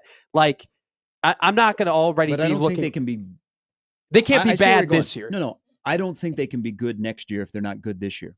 Oh, they need to take a step this year, absolutely. But they need to take a step this year so they can be great next year. Because I look at this roster and the talent that they have and some of the already winning production they have, they could be dogs in 2026. They have the ability to be that, but they can't go 7-5. They can't backdoor their way into a bowl game this year, because then that's just not going to be the case at all for 2026 in terms of momentum. Back their way into a bowl game this year. We'll have some speaks. Oh, major speaks. Did you say when I was gone that Rules should be fired if he goes 6-6? There should be and will he are different, but there definitely should be. I mean, they've put in so many, they've invested so much into this program in terms of players and coaches and even like operations staff that, there should be questions of whether or not he's the right guy to do this job. Major questions if he should be the right guy to do this job. If they go 6-6. The buyout is massive. So I just don't think that it's going to happen. But like, to go 6-6 this year, that is absolutely unequivocally unacceptable. They were 6-6. There would have been major injuries.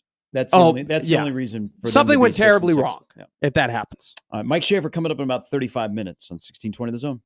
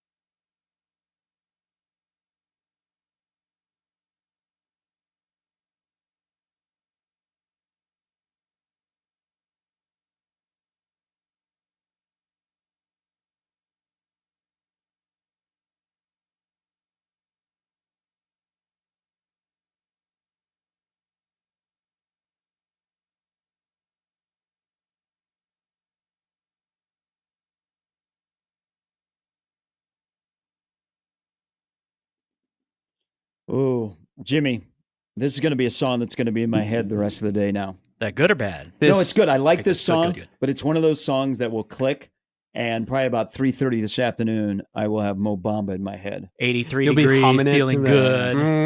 It's third down and 4. So many.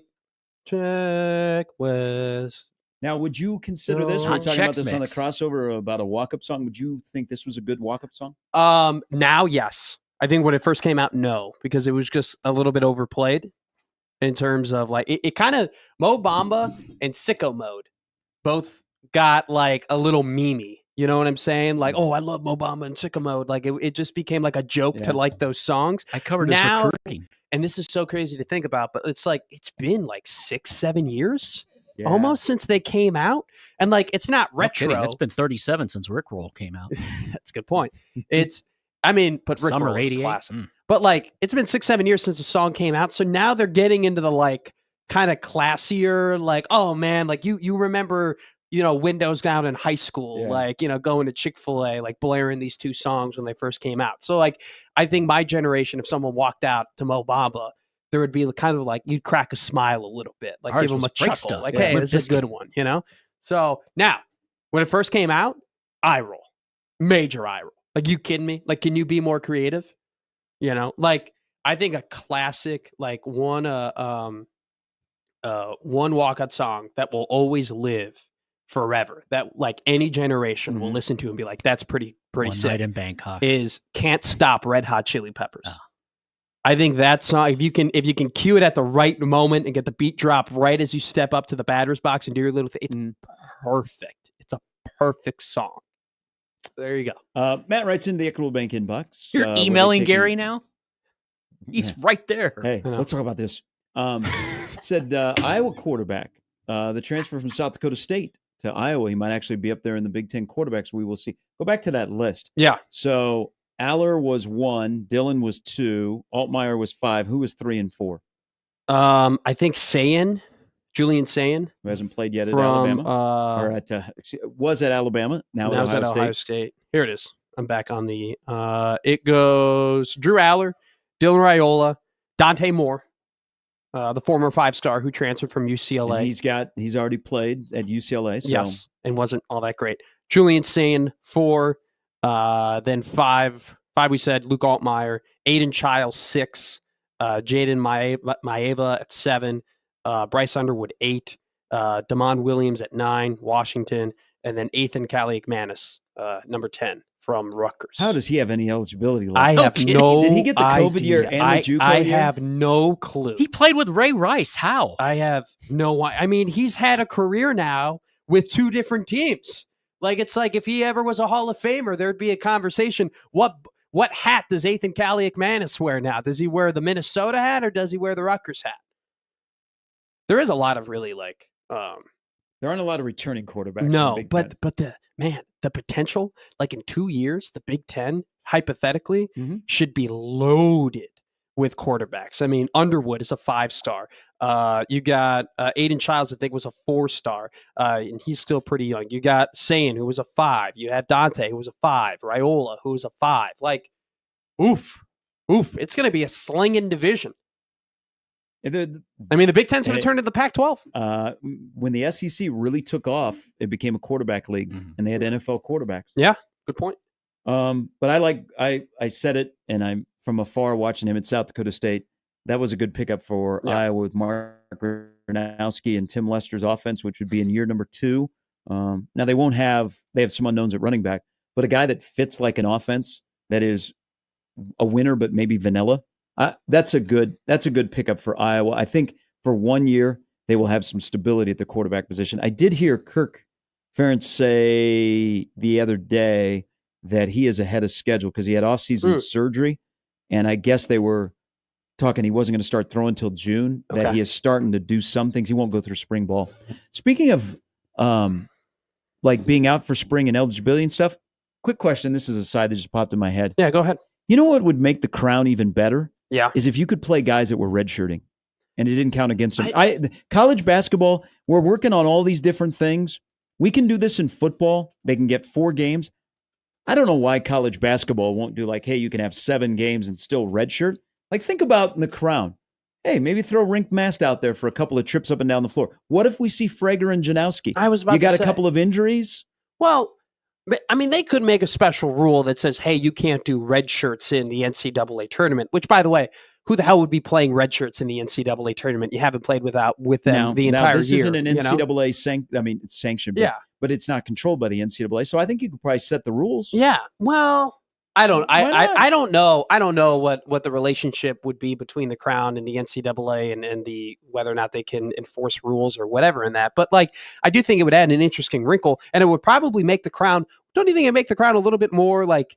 Yes. Wouldn't you want to? If you were a team, wouldn't you want to play in the Crown more if you could have 4 games for your red shirt? What do we say about bowl games? Oh man, the redshirt freshmen can play. I can't wait to watch them play. Now, very regularly do they play, sure, but there's still that possibility. You're like, oh, okay, that guy's been sitting out all year. Now all of a sudden he gets to play, or they played 4 games to preserve the red shirt, but then they can play in the bowl game as well. I don't know why college basketball has never proposed that, other than they would be afraid because the portal is a lot more active in college basketball that young freshman would play and have a big game to get it on tape and then say, hey, coach, I'm out. I'm going to sit out. So I had my games. And so he'd have his big game and then he'd be out the door once the season ended. Sure. Maybe that would be the thinking.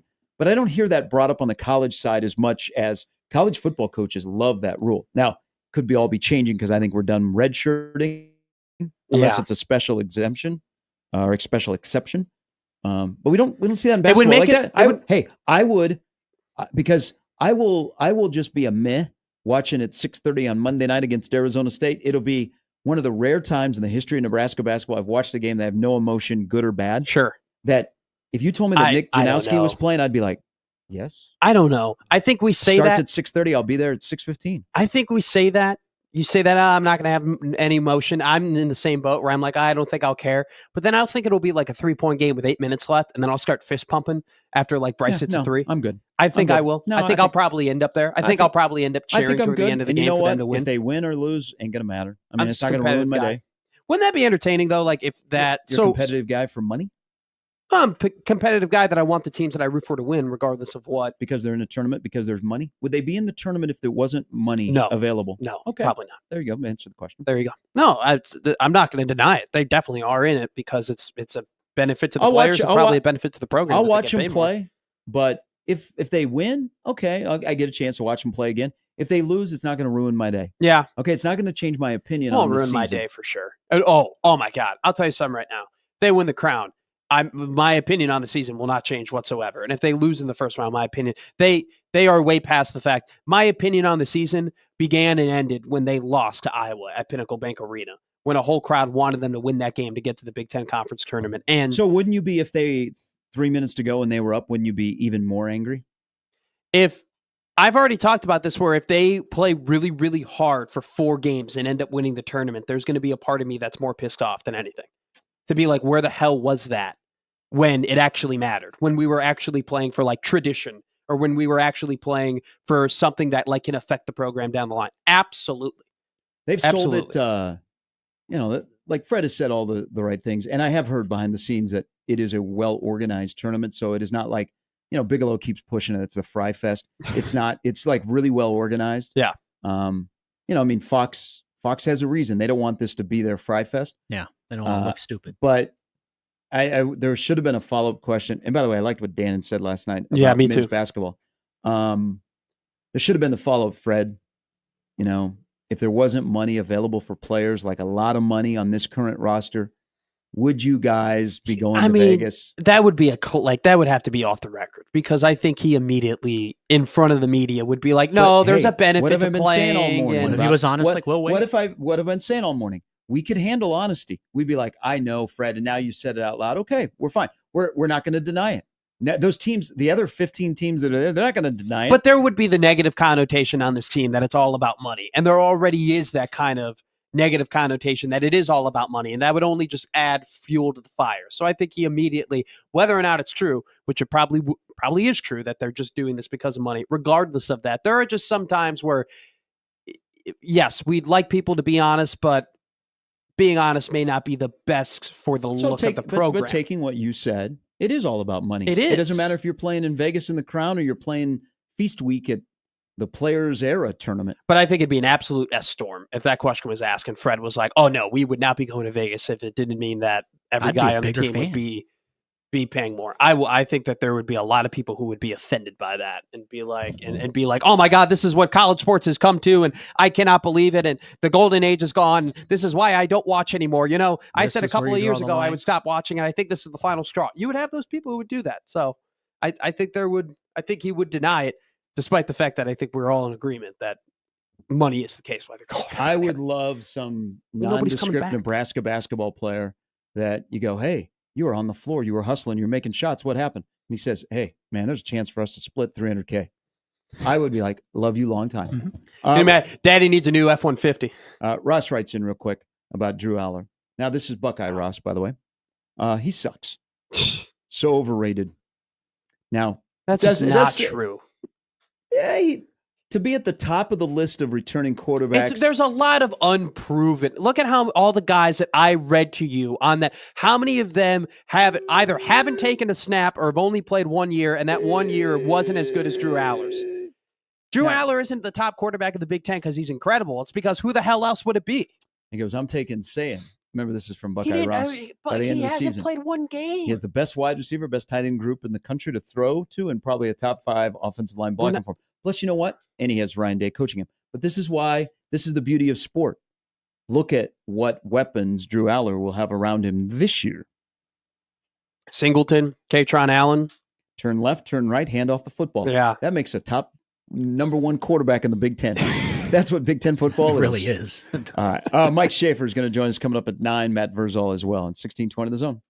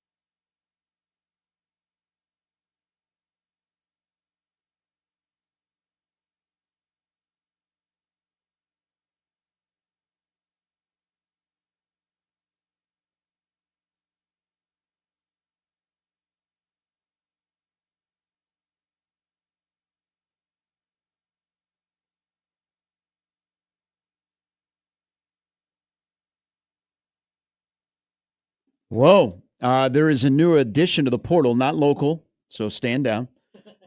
Xavier guard Ryan Conwell has put his name into the portal. 16.5 points per game. It's a big one. Junior.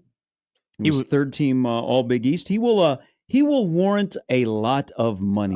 Yeah, especially considering the fact that he was absolutely nails to end the season for Xavier. I mean, that guy, Xavier had a very, very rough start to the year, but I mean, he was a big catalyst of the fact that they won 7 in a row in the Big East. I mean, they needed to do that in order to make the tournament, which they did, and he was absolutely incredible in those games. I think he had like 20 plus in 5 straight games, and then 38 against Marquette in that game that they should have won, that they lost. I mean, he's shot creating point guard like that who can shoot the lights out. Oh boy, cha-ching. The money is ridiculous. Like, just hearing some of the money that's being thrown around for local guys. Like, again, I'm happy people go get their bag, but trying to determine, okay, that guy is a $1 million guy. I mean, there's going to be $2 million and $3 million players that are going to be in the basketball portal. And I still think that some of the best players in the portal are not there yet. I think another thing too is that, like, you just hope that, like, these things don't ruin what rev share will be in the future, where it's like all of this money that's being front loaded now. Like, you hope that there is an understanding that this is front loaded for a reason, and that these numbers will probably, in some cases, will go down. You'd think, right? If there's less money being thrown around. But I don't know. I think there's going to be lawyers involved that you will make a case that you cannot limit our outside income. Yeah, with the NIL, that you can't limit the third-party NIL money. Rev share will have some guardrails. Yeah. But I think there will be lawyers, because there always is lawyers, that will say, whoa. You are limiting our ability as a third party to make money. Well, or give money. The one thing with these, like, major leagues, right, whether it be the NBA, the MLB, the NHL, once there's a new high contract, right, once there's a new market resetter, you ain't going back down, right? These players aren't making less money. Like, there's just, once the market gets reset, it is reset. It's done. And so it's a dangerous game to play with all this front loading of money to give all these players all this cash, and then a year from now be like, well, actually, now under these rules, we can't give you as much. And then that causes for just absolute chaos. Here's what's going to happen moving forward. And I will tell you this. I think all 3 local Division I programs are in a good spot because they have good athletic directors that understand and have been studying this. The athletic directors that are really good at their job will shine during this new era. The athletic directors that are lost and are fighting change, but they're going to begrudgingly go with it, will be left, and their athletic departments will be in trouble. Like, I know more about Nebraska and Omaha's situation. Like, 2 athletic directors who have been thinking about this for a long time and how the setup's going to be, and if they're throwing a curveball, because there's no guarantee that this is going to happen. Sure. I mean, there's still there's the great unknown that we should get more clarification next month. But we're not only going to have a separation of the haves and have-nots in terms of programs and sports.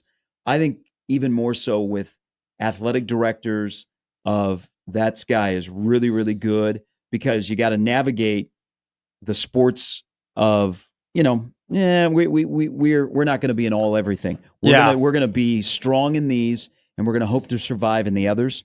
And you have to relay that message. So I'm looking forward to competition in the power chairs.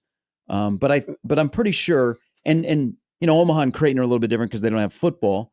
And Creighton is, below Nebraska, but ahead of Omaha in terms of the money that they will have and how it will be distributed. Yeah. But I'm pretty confident that all 3 schools will be in a good spot to be ahead of the curve when this starts and not get left behind. You need an athletic director with a lot of energy, in my opinion. You need an athletic director that loves the job. You need an athletic director that's willing to adapt. You need an athletic director that is willing to constantly communicate. And I think that, we've heard a lot about that with Troy Dannon, and you hear the stories, and he's always on the phone. And then, the interview that he had, yesterday on Husker Sports Radio, like, the fact that you can tell that, hey, this is something that's on his mind, and that it's adapting, and that he is consistently thinking about it.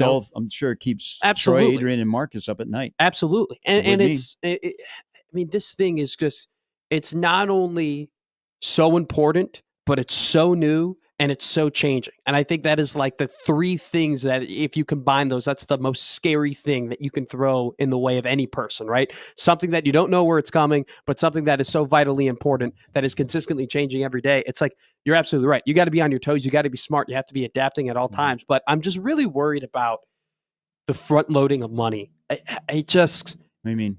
Well, with the NIL, right? We have this, we're assuming that rev share is coming. And we're assuming that on July 1, right, there's going to be guardrails on the NIL, right? Mm-hmm. You can't donate over $600 without it being vetted in some sort of case. And there's some belief that third-party NIL could be incredibly reduced from what it is now. I don't think it will be. I think there's that belief. There's some of that belief. Okay, so let's go with that. Let's go with the premise of what you're trying to say. Yeah. So there's that belief, and I'm afraid that because people think that they're going to be putting so much money into the transfer portal right now and into players right now to get ahead of that July 1st deadline to pay for really good teams next year.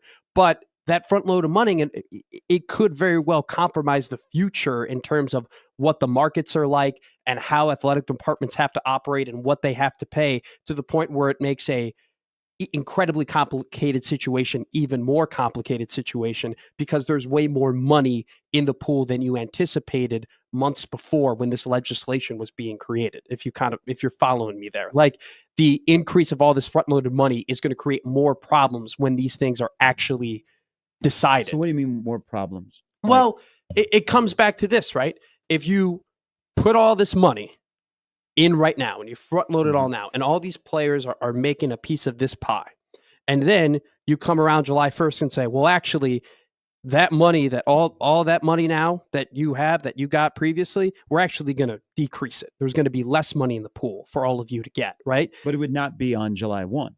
What they are committing to, they get for the year. But in the future, right, that money would then decrease, right? And that creates problems when you go from making X amount of money and you're doing the same work to then you're having decreases in pay for the future years. Yeah. Those guys you're talking about that are making big money are part of the rev share. So they're getting money from there, not from the NIL, so to speak. Yes. But they're still making less money, right? Regardless if that pie is decreased. Well, but that could be, we don't know, but that is a possibility. Now, $13.5 million out of revenue sharing.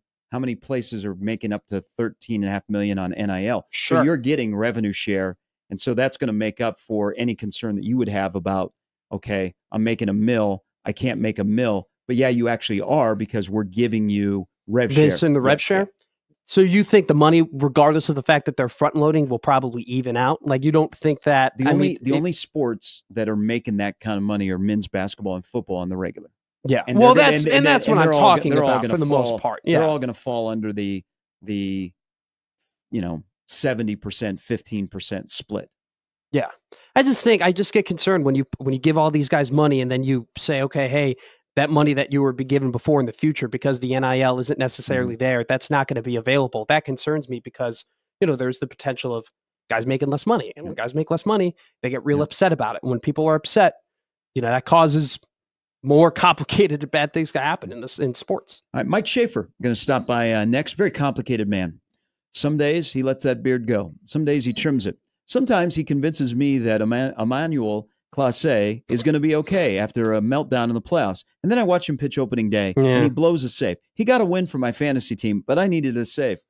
Very complicated individual that is called Mike Schaefer. That Guardians bullpen is insane, by the way. They just kept throwing out sub-2 ERA guys, one after another. We were like, what the heck is going on? Schaefer will join us next on 1620 The Zone.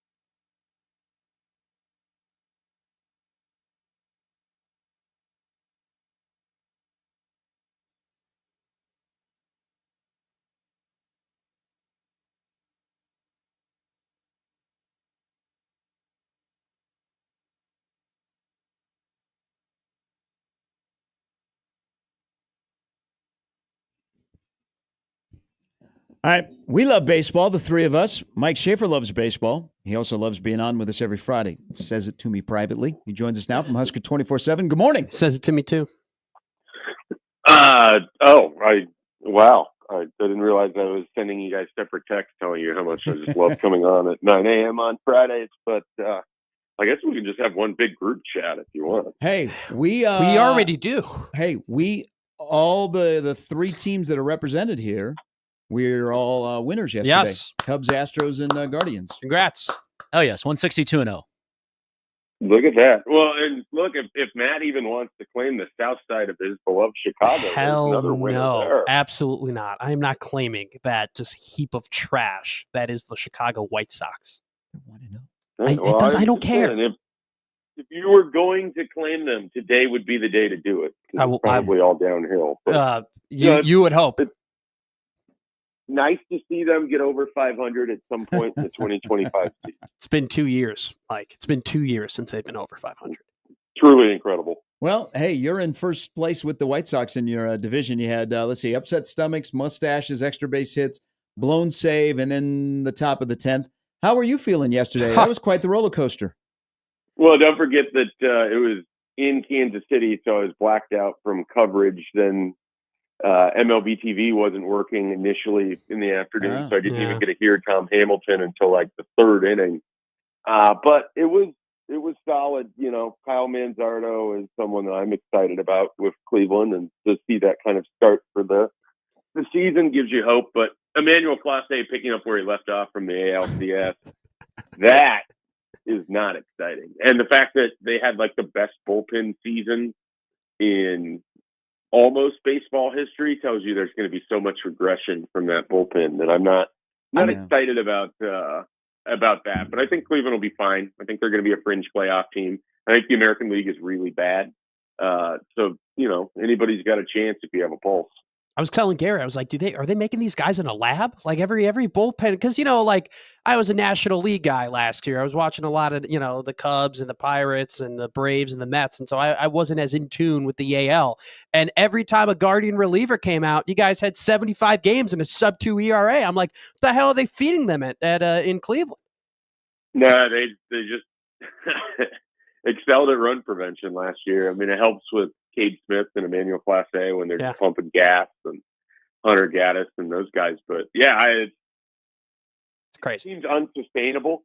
So we'll see how that goes. But it was nice to get a win. It's always nice to keep the Royals down just a peg here locally. That's kind of what I need to root for all year. But with Bobby Witt in the lineup that they have, I think they're the best team in the Central. So we'll see how that goes. You know, they got to get Vinny healthy, but and make sure that bullpen, which, you know, Mr. Zerpa, his first outing, didn't go so well. Nope. Let's talk some football. It was also nice to see guys running around and look and go, man, that guy looks the part if they're offensive linemen. But there was a lot of offensive talk yesterday, and we got to see the offense at the beginning and the drills they were running and touch passes by Dylan. And then he talked, and then his offensive coordinator talked. What offense do you think that Dylan Raiola is comfortable in?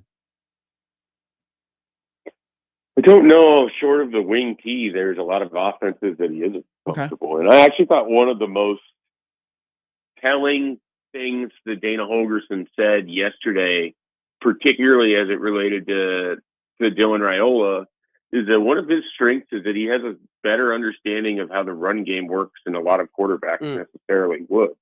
And so, you know, having his dad as a former NFL center and his uncle, who was a Big Ten captain and obviously the offensive line coach, he's more aware of what goes into the run game, how the run game can benefit, what you're looking for defensively. Like, not that quarterbacks aren't aware of this, but how many times have we watched Nebraska have a quarterback who couldn't appropriately check into a run game or couldn't diagnose pressure? And I just think having that kind of background with family members that played offensive line at such a high level, he's been around offensive line play and offensive line talk. And I think he can view the game differently than a lot of different quarterbacks. So when we talk about Dylan Raiola, we always talk about arm talent. We talk about spreading the ball around and all of that.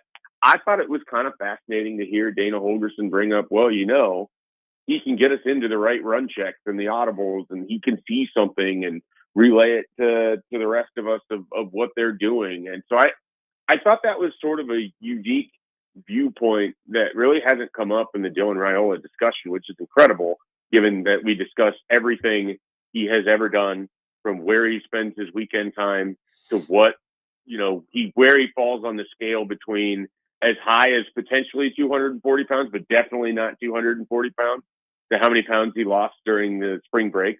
I don't think I ever lost pounds during spring break in college, so congrats to Dylan Raiola on that one. But yeah, that was from Holgorsen. I thought that was a really interesting comment, and it makes me feel better. I keep talking myself more into Nebraska's running game, and I don't know. I'm not sure. This seems like a dangerous game I'm playing here, but I feel better about things in the run game, certainly now than I did a couple weeks ago even. We keep hearing, and it's become like an emphasis now from both head coach Matt Verszall and Dana Holgorsen that the offense isn't different. It isn't different. It's not a different offense. It's the same things that we were doing the last couple of years, and it's just now I'm calling the plays. Is there a part of you that kind of wishes that Dana would say or come out and be like, well, it's a lot of what we did, but there's a lot of me into it as well? I think it's somehow both worlds. I mean, I think they can largely run the same offense and same identity, but you can get there utilizing different things or having a play caller who has a better understanding of how he wants to attack a defense with the talent that he has on the field. I think one of the things that is going to make Dana Holgorsen successful as Nebraska's offensive coordinator is he will have this entire offseason to figure out who he likes in certain situations and how he wants to attack different Big Ten defenses. And so whether that's getting Emmett Johnson the ball out of the backfield as a pass catcher, which we saw in the Final Four games when Holgorsen was the OC, whether that is diagramming things differently down the field, changing out that wide receiver room that maybe allows him to call things a little differently or construct things from a pass route tree differently because you have different wide receivers in that room that bring a different skill set. I just think there's a way that this can not feel or look necessarily different on the surface, but the results of it can be exponentially better. And that's like the simplest, easiest answer. I mean, Nebraska hasn't been a very good offensive team. It maybe hasn't necessarily been the scheme that's the problem. It's that they're not identifying and utilizing the strengths on their roster well enough to take advantage of what teams are trying to take away. I loved his answer when asked about, why he's moved away a little bit from the air raid, and even if he has a certain rushing yardage total, he gave it to us as he often does in a very simplistic manner. If a team's going to take away the run, he's going to throw the ball. If the team is hell-bent on stopping him through the air, they're going to take the yards right in front of him on the ground. He's not overcomplicating it.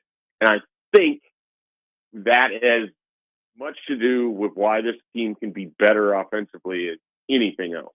So as you get giddy of running behind Rocco Spindler, not you personally, but this offense, and you might buy into the running game, could I convince you that the current running back one will have more splash plays as a wide receiver than a runner this upcoming year?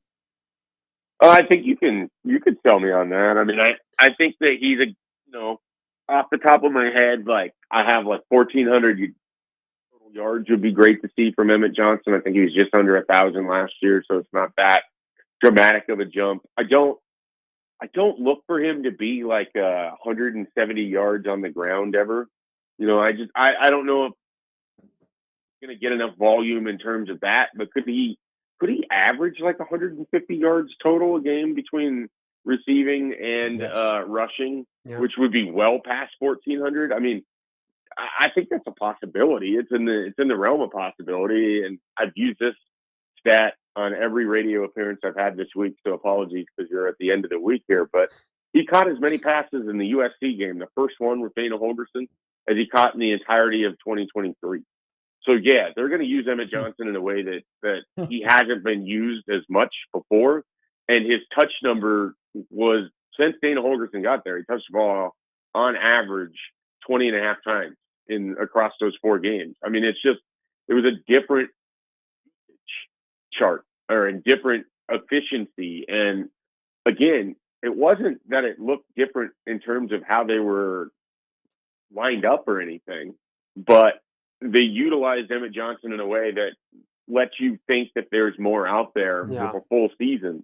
And we know that Holgorsen, just from his own words, is pretty excited about what Johnson can bring. And I wasn't watching him exclusively yesterday, but every time my eyes would go up to the further part of the field, I mean, he was just torching Nebraska's linebackers, which is another conversation that we can have a different time. But I think there's a lot to Emmett Johnson in the passing game. Well, quick thing here. There weren't very many linebackers yesterday, correct? Yeah, and I think a lot of it were guys that you're not necessarily anticipating are going to be involved in key situations for you, so they trolled us. Season, yeah. But the multiple running backs look very good catching the ball out of the backfield. Like if that's an area that they're going to emphasize in 2025, between Emmett Johnson, Mekhi Nelson, and then file away the name Kenneth Williams as a possible spring story.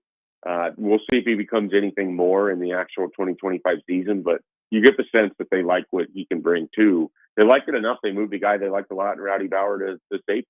I think Kenneth Williams is kind of the guy who, if the freshmen aren't going to play a lot this year, it's because Kenneth Williams has emerged deeper on that depth chart at running back.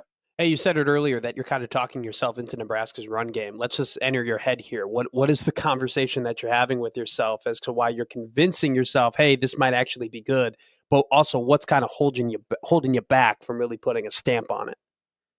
Yeah, well, what's holding you back is that I haven't ever allowed myself to think that Emmett Johnson was transcendent talent. I still don't know that he's a transcendent talent, but can he be a weird comparison, but could he be like a Terrell Newby? Could he be, like does he have that in him where maybe he isn't everything, but he's still pretty reliable? And that was 2015. Newby was a pretty solid running back in 15-16. So, I mean, I think that's certainly out there, and I think he can be better than that. And so, and I like the way that they plan on utilizing him, but I've also liked what I've heard about Mekhi Nelson. I think there's something there. I'm very jury still out on Quentin Ives. I'm worried they don't have a power component or a short yardage component, but I wonder if that could end up being a Heinrich Harburg in a gimmick formation at times. I think there's some different stuff that you can do there. I wonder if it could be Connor Booth too, when he's healthy and able to provide a little bit of a power component. And then the other issue I have is I don't know what to make of the offensive line quite yet at this point, but I will say this. Several of the younger guys that are just in their second year look really good. And I do think one of the things we maybe underrate a little bit is the effect that Corey Campbell can have on getting guys. We remember how Bryce Benhart looked when he came back, when he had that time with Corey Campbell, and he was kind of svelte for the first time in his career, and he looked really good. Mm-hmm. They have several offensive linemen, Grant Bricks and Preston Taumua, that look better.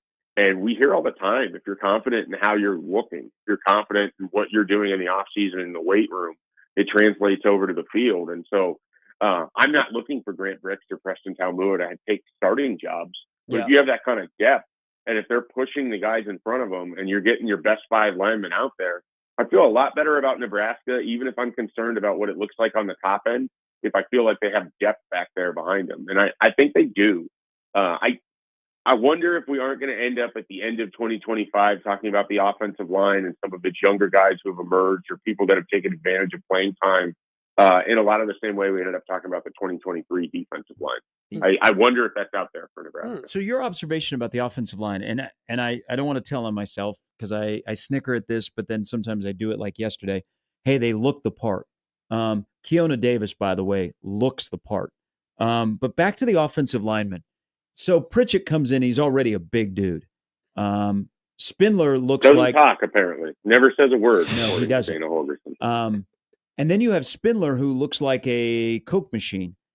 That observation of offensive linemen, I don't want to use the word frumpy because that's probably not being fair, but the physical makeup of the offensive linemen, whether they're in their second year or in their fourth year in the program, they all are starting to look the same. And I don't know enough about strength and conditioning in that position group, what they want them to look like, but I think that has to be something. Like all the body types are starting, and you wouldn't be able to tell if a guy is a guard or a tackle, which we used to be able to. So I don't know if that's intentional or what, where that is, but I like the observation that you have about the offensive linemen that have been in the program for 2 years, because I thought the same thing seeing pictures and video yesterday. Yeah, and we've written about this, we've talked about this, like Nebraska's offensive line, like a lot of offensive lines. I don't think it's just them, but they're a really close-knit group. They do everything together. I think that has only continued to build. I think there is a real fondness for Donovan Raiola and the method of which he teaches and how he communicates. That is never just going to translate when he is on camera or he is being asked questions. But I think there is something there that happens where it matters in the position room and on the field. The other thing is I think that closeness there's just constant competition amongst these guys, and they're always around each other. Like they're like just a group of ducks that follow each other, across the road and slow down traffic. Like that's the offensive line everywhere they go. I have multiple different recruits over the last couple of years that were offensive linemen, some that ended up in Nebraska's organization and some that went elsewhere, that remarked that the closeness, like they sense it as recruits, that if you were to go to a place like Nebraska, you have no choice but to just sort of fall into that group and just become one of those guys. Like it's just like one kid, without trying to make it sound bad, like was comparing it almost to a cult, which is generally not a thing that you want.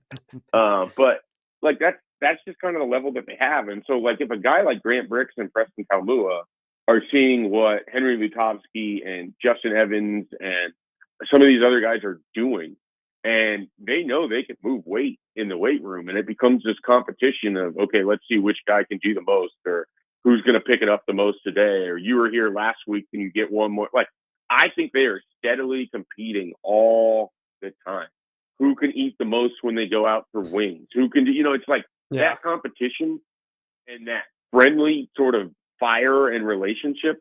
It sounds stupid, and I understand that it sounds stupid, but I do think it helps with that position room a lot, to where, again, maybe they don't have like a stud where he's going to be on the all Big Ten team, but can you get a bunch of guys that are all pulling in the right direction and pulling for each other and physically looking better?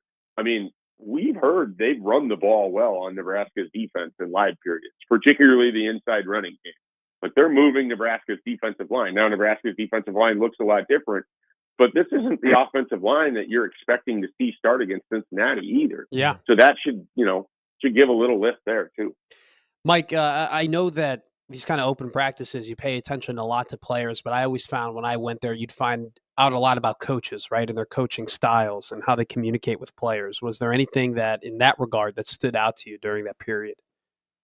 Yeah, there was actually. And I don't know that I noticed it as much last year, but it is John Butler's show as the defensive coordinator. I mean, if you were anywhere in the stadium, in the bowels of the stadium, outside of the stadium, maybe across the street over in the Champions lot, just getting early tailgating going on, is it Acres now? Sorry, in the Acres lot, there's a good chance you heard John Butler yelling. And it was either yelling instruction, encouragement, some criticism, some just enthusiastic yell. Like he was talking all of the time. And I can't remember a lot of coaches like that where it's just constant, and he's moving everywhere. Like they would have put one of those data packs on him. I mean, he's diving out of the way of the plays because he's standing in the middle of the field as it's happening. So I thought John Butler, that really kind of stood out to me. Like there's just a ton of energy there, and it almost overshadowed, like you didn't notice as much from everybody. You didn't notice Addison Williams. You didn't notice Phil Simpson or some of those guys as much, just because John Butler was really, really working that entire field. You know who else I didn't notice or really see at all? Matt Verszall. He had almost like an understated presence at this practice, at least in the open portion, which, could be something, could be nothing, could just be a random Thursday thing, could be I was in the wrong spot to see anything. Yeah. But it was a lot of John Butler yesterday. That's good. A lot of Terry Braden yelling as well. There's a guy that has a ton of energy. Yeah, I was not on that side of the field, so Brunts would have to speak to that. But that doesn't surprise me in the slightest. Schaefer, have a great weekend. As always, appreciate it, my friend. All right, guys, enjoy the beautiful day today, and then some crappy weather over the weekend. Funny how that works. Haymarket Park tonight, yay or nay? I won't be there. I'll be in Omaha at a fish fry, but Hell yeah. I hope it goes well at Haymarket Park this weekend. Which basement of a local parish will you be in? I believe we are going to St. James. They don't have it every week, and it's the church that means a lot to the family that I married into. So that's where we're headed today. You're a good man. Great man. That's Mike Schaefer. I love Mike. He's a good guy. That's something I like to hear with John Butler controlling the practices, right? Because we have kind of had this conversation of the concern of he's the DC, but then you have Phil Simpson and then Matt Rule very much as a defensive coach, and you kind of get worried that maybe there are too many cooks in the kitchen and maybe he might get bogged down and not take control of that. The fact that he is 25, 24, 25. That's his show. I'm glad you asked that question. I'm glad Schaefer responded that way. Yeah, I'm glad to hear that because you know what, like. It needs to be that way. The DC does need to be the DC. The DC does need to be control, and the OC needs to be in control of the offense. And, we've always talked about it, but I think that Matt Rule's best position in this program is a CEO, and being the overseer, but having, coaches coach. And you hire these guys to coach, and you want these guys to coach. It sounds like they're coaching, so I'm happy to hear that. Matt Verszall coaches. He'll coach us up on a couple of things. We're going to ask him about the offense of Holgorsen, the dynamic from Satterfield to Holgorsen, and not necessarily the ability. Verszall join us next on 1620 The Zone.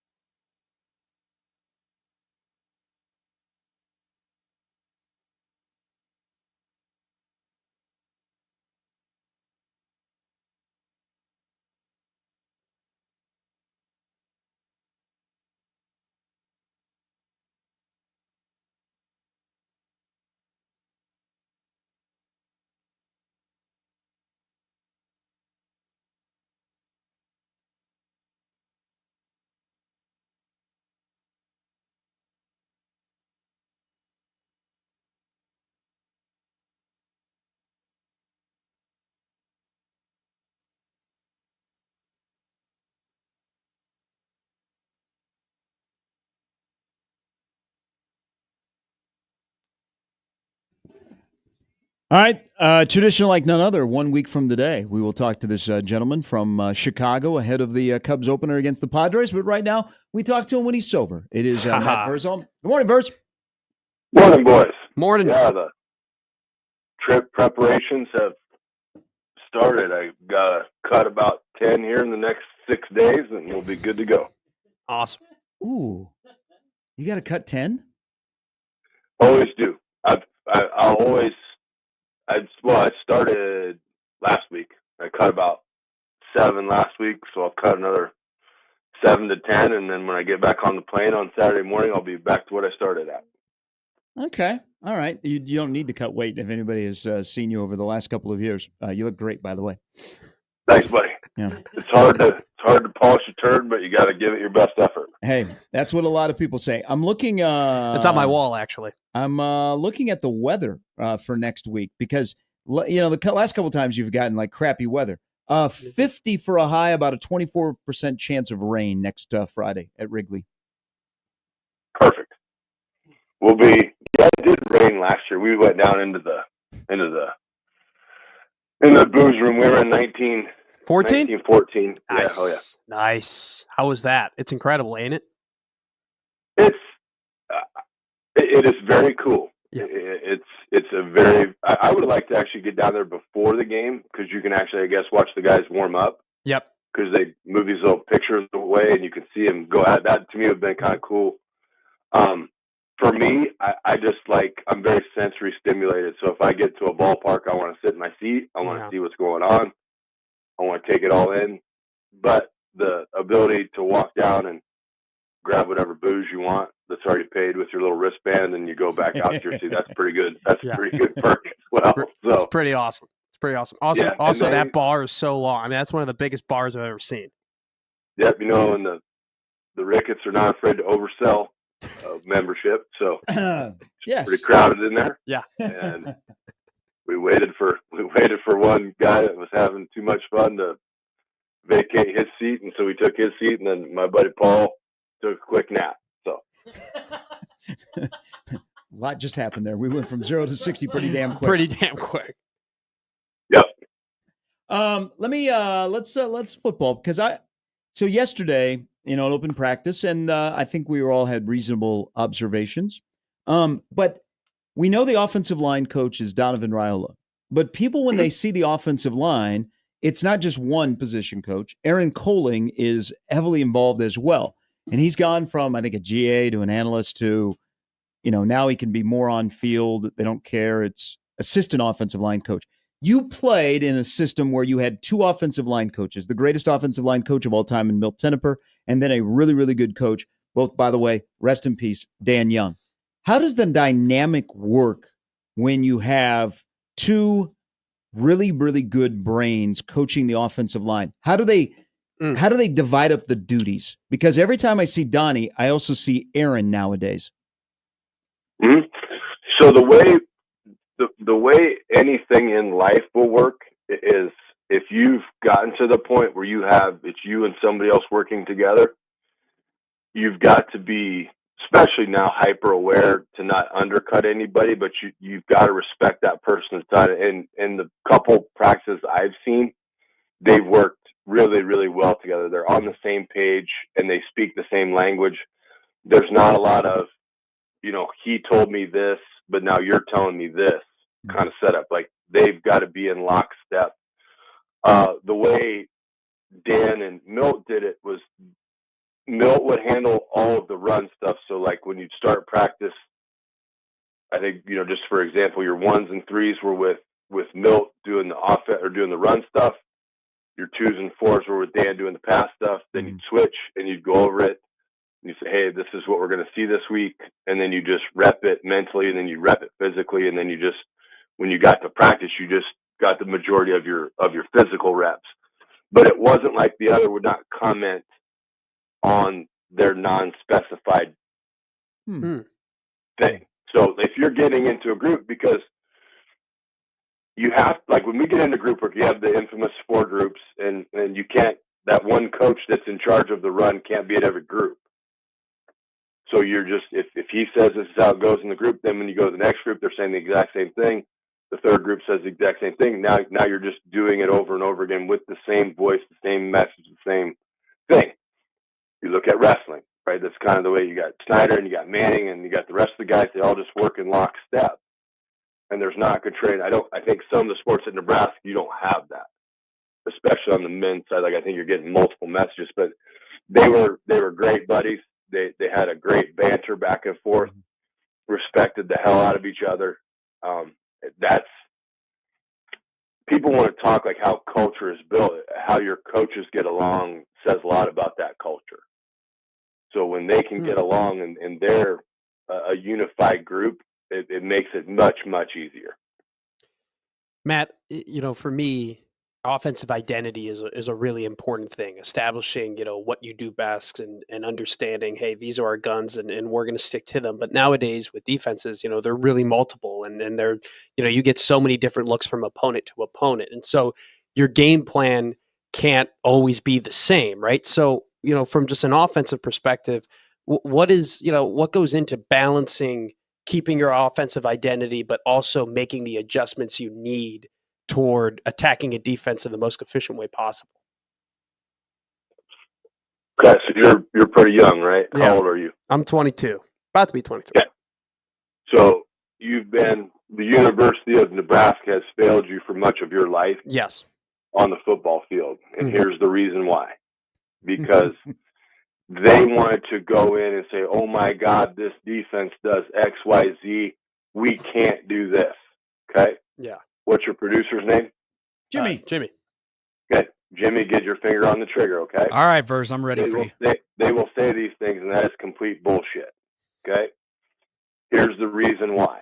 I got you. When you develop your offense and you find out what your players are good at, you then build a blocking scheme that has rules that you follow those rules. So irregardless of where the defense lines up, you have a rule for that. Yeah.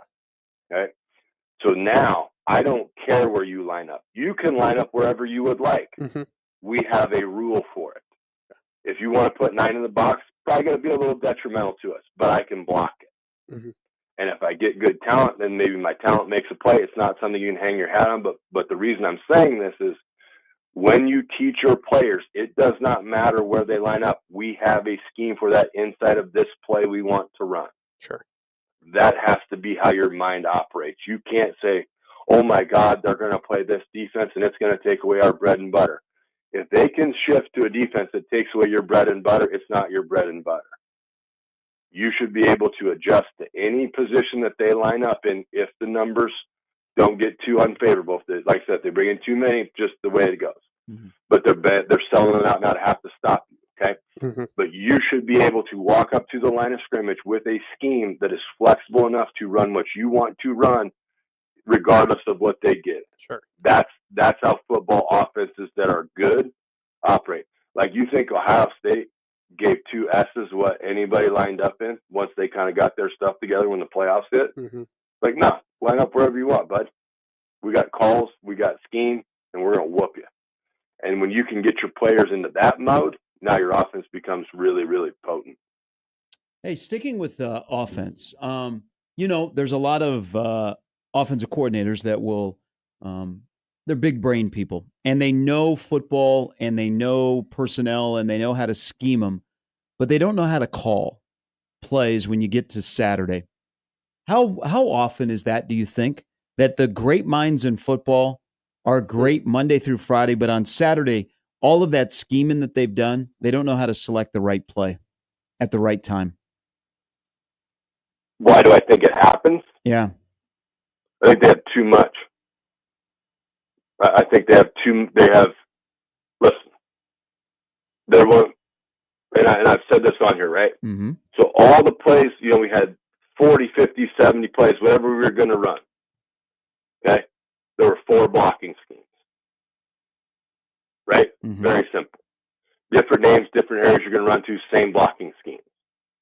I think sometimes coaches get into this thing of, oh my God, I have 800 plays, and you know what? I've only run 799 of them. I better play 800 that I haven't run ever, and we've repped twice in.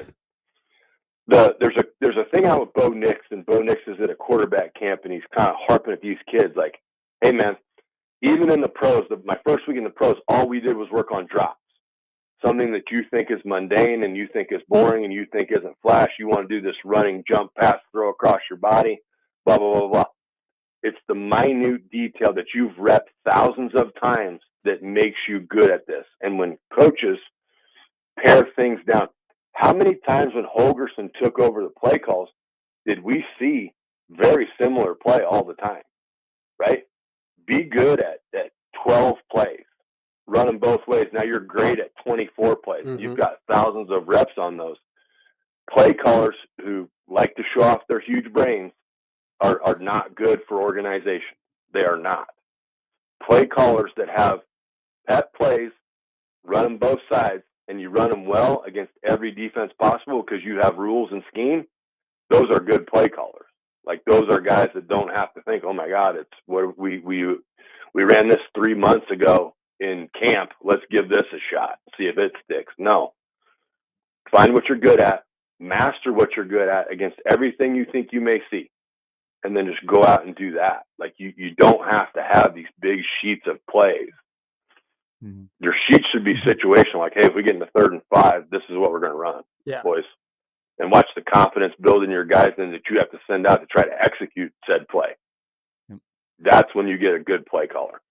Hey, so we had Mike Schaefer on at 9:00, and he talked about how, some people had told him that the connection that the offensive line room had was different than a lot of the other rooms on the team. And, to you, lack of a better word, right? He called it a little bit like of a cult, right?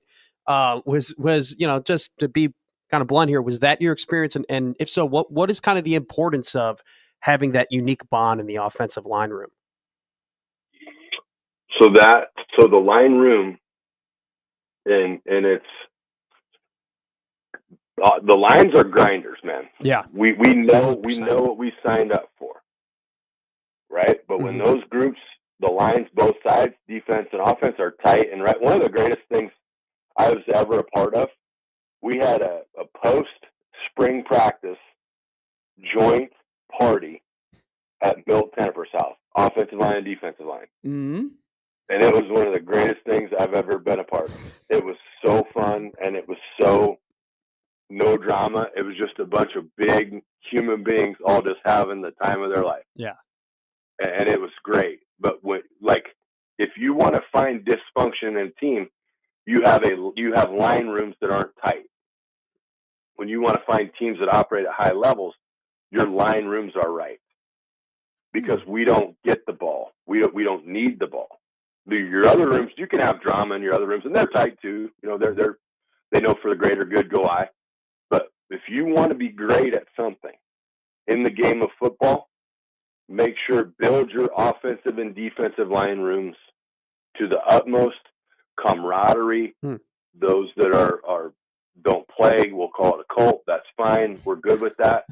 But when those rooms are tight, then you're really good because they know as they go, the game goes.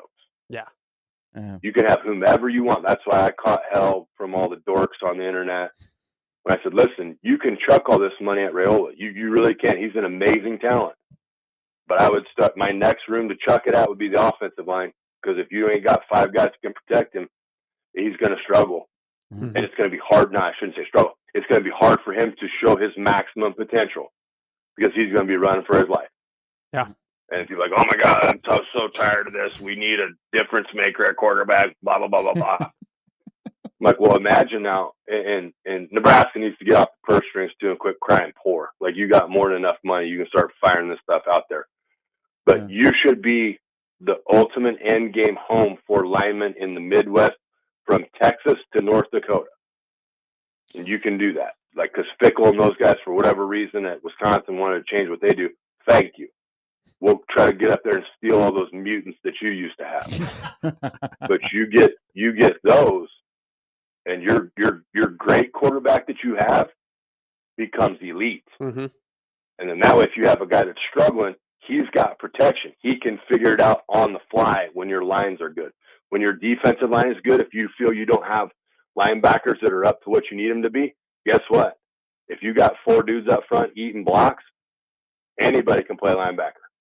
You're running free, baby. Yep. And you ain't got nobody in your face. And you go make plays, and then you get better instantly. I appreciate it. This was a good conversation. I now will wait until next Friday. I cannot wait for our yearly visit from Wrigley Field. Will you be down in Lincoln for any of the Oregon State series?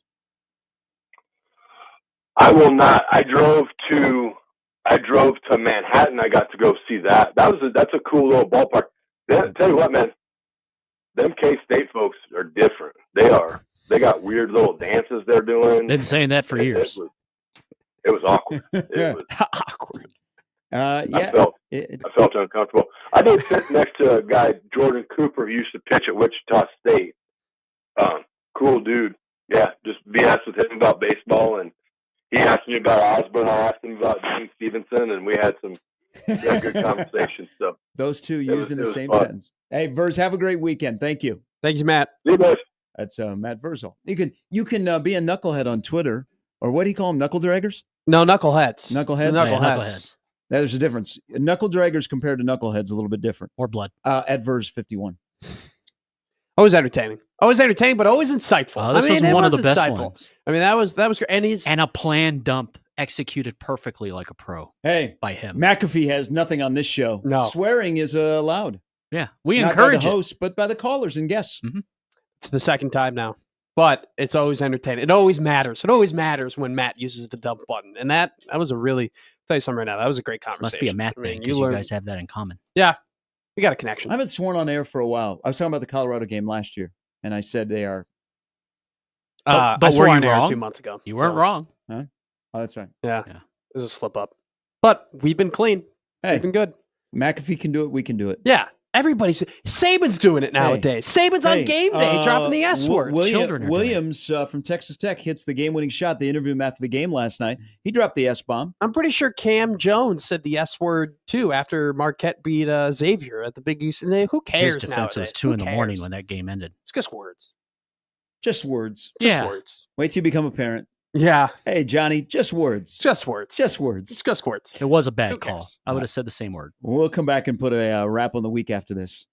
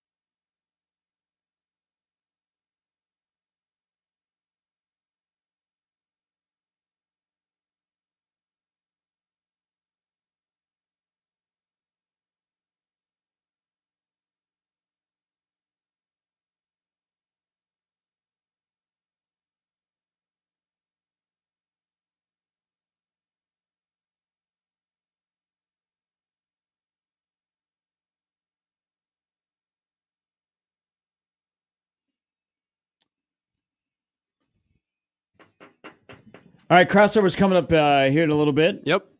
Despite losing in 10 innings yesterday, I believe that Happer is here today. I think so. He should still be in some decent spirits. They got to Clase. I mean, they blew an opportunity, but they didn't look terrible. Vinny had a homer. That was nice. Connor. That's a good point. He's all about winning. Season might be over. Yeah. At least they got the Chiefs. Well, the base running of the 8th inning 15 was still there? absolutely atrocious. But outside of that, Mahomes? Yeah. Yeah. They're in good shape. And by the way, okay, so father and son, Patrick Mahomes looks like he's in the best shape that he's ever been in.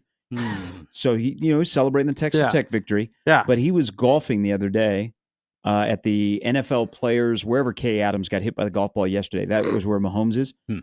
Mahomes actually, Lucky ball. the dad bod has disappeared. So while the son in Lincoln, his dad bod is kind of firmed up a little bit. His arms did look big. Ray, that was the first thing I noticed with Dylan. Is like the arms were popping a little bit. But Patrick Mahomes looks, I don't know, like maybe he's been fasting.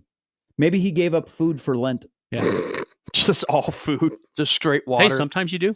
Hey, that's what TB12 is, right? Isn't TB12? Just give up food? You just live off of like Elijah used to do it Himalayan during salt Ramadan. and water. Unstoppable. Pretty sure Kevin James did that. Kevin James couldn't eat food for like 47 days, and he ended up losing like a lot of weight, and like it was incredibly healthy for him. Speaking of Ramadan, because that's what we speak about. Absolutely. We are your Ramadan station. So I felt bad. So the Omaha men's basketball strength and conditioning coach observes Ramadan.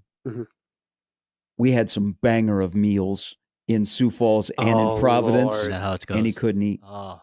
Yeah. We had a team meal before the selection show the Saturday night before. We went to a really, really nice restaurant here in Omaha. He couldn't go. He couldn't, but could he not take some home and then like eat it when the sun went down? He doesn't want to do that. Nope. Wow. I want cheap. So I felt bad for him. That's terrible. But I mean, you could drop weight that way, but Patrick Mahomes looks really, really good. I'm seeing the images now. He looks good. But at the same time, we're like back, we talk, baby. Screw you, Denver. We talk about Raiders, here's Chargers. the thing, though. We talk about Ravens, what Patrick Mahomes Steelers. looks like, and we talk about his dad bod or whatever. You know what? It didn't matter. It didn't matter. The guy could look like any type of dad in Florida in January, and he was still spinning the ball and winning Super Bowls. Big news coming out of the CHI Health Center. Is the Baby Bob Bridge done? I have not been over on that side. Has that been under construction since I lived here? I feel like No. This is like a recent that's thing. a streetcar. Sorry. They were, I think it was supposed to be done in the fall. They had like COVID hit or something like that, and they had to delay it. They definitely want to get it before the College World Series. I haven't been down on that side of the Chi because anytime I would go to a game, you wouldn't wander. I'm walking. I'm in the parking lot across the street, or I'm on the other side of the entertainment side. But at the CHI, are you ready for this? Yeah. Coming up on October 26, 2025. What do you guys think you'll be doing on October 26, 2025? What day of the week is that? With a router. I hope I'm still alive. Here. Well, I hope so too, Jimmy. Yeah, me too. That'd be a good fall. That'd be a little bit disappointing if you were not. Yeah, there are a lot of things going on. And October 26, 2025, I'm probably enjoying some Sam Adams Oktoberfest beer. So it's a Sunday night. We're watching football. We are watching football. Nebraska plays Northwestern the day before. But this is a concert that I will go to because it's one of the best concerts I've seen at the Red Rocks. In 2012, I saw Mumford and Sons. Yes. And then I went to Pinewood Bowl, and Mumford and Sons were there, and the band played soccer in the park before they performed in Omaha. That's sick. They are coming to Omaha, October 26th. So I'm looking at their schedule. It is a Sunday night. Hopefully the game sucks. Then it is their last U.S. stop before they go to Sweden, Denmark, Germany, the Netherlands, Italy. World Series be going on that time? Yes, it will, but it might be a banger of a concert. I highly recommend it. They are fun in concert.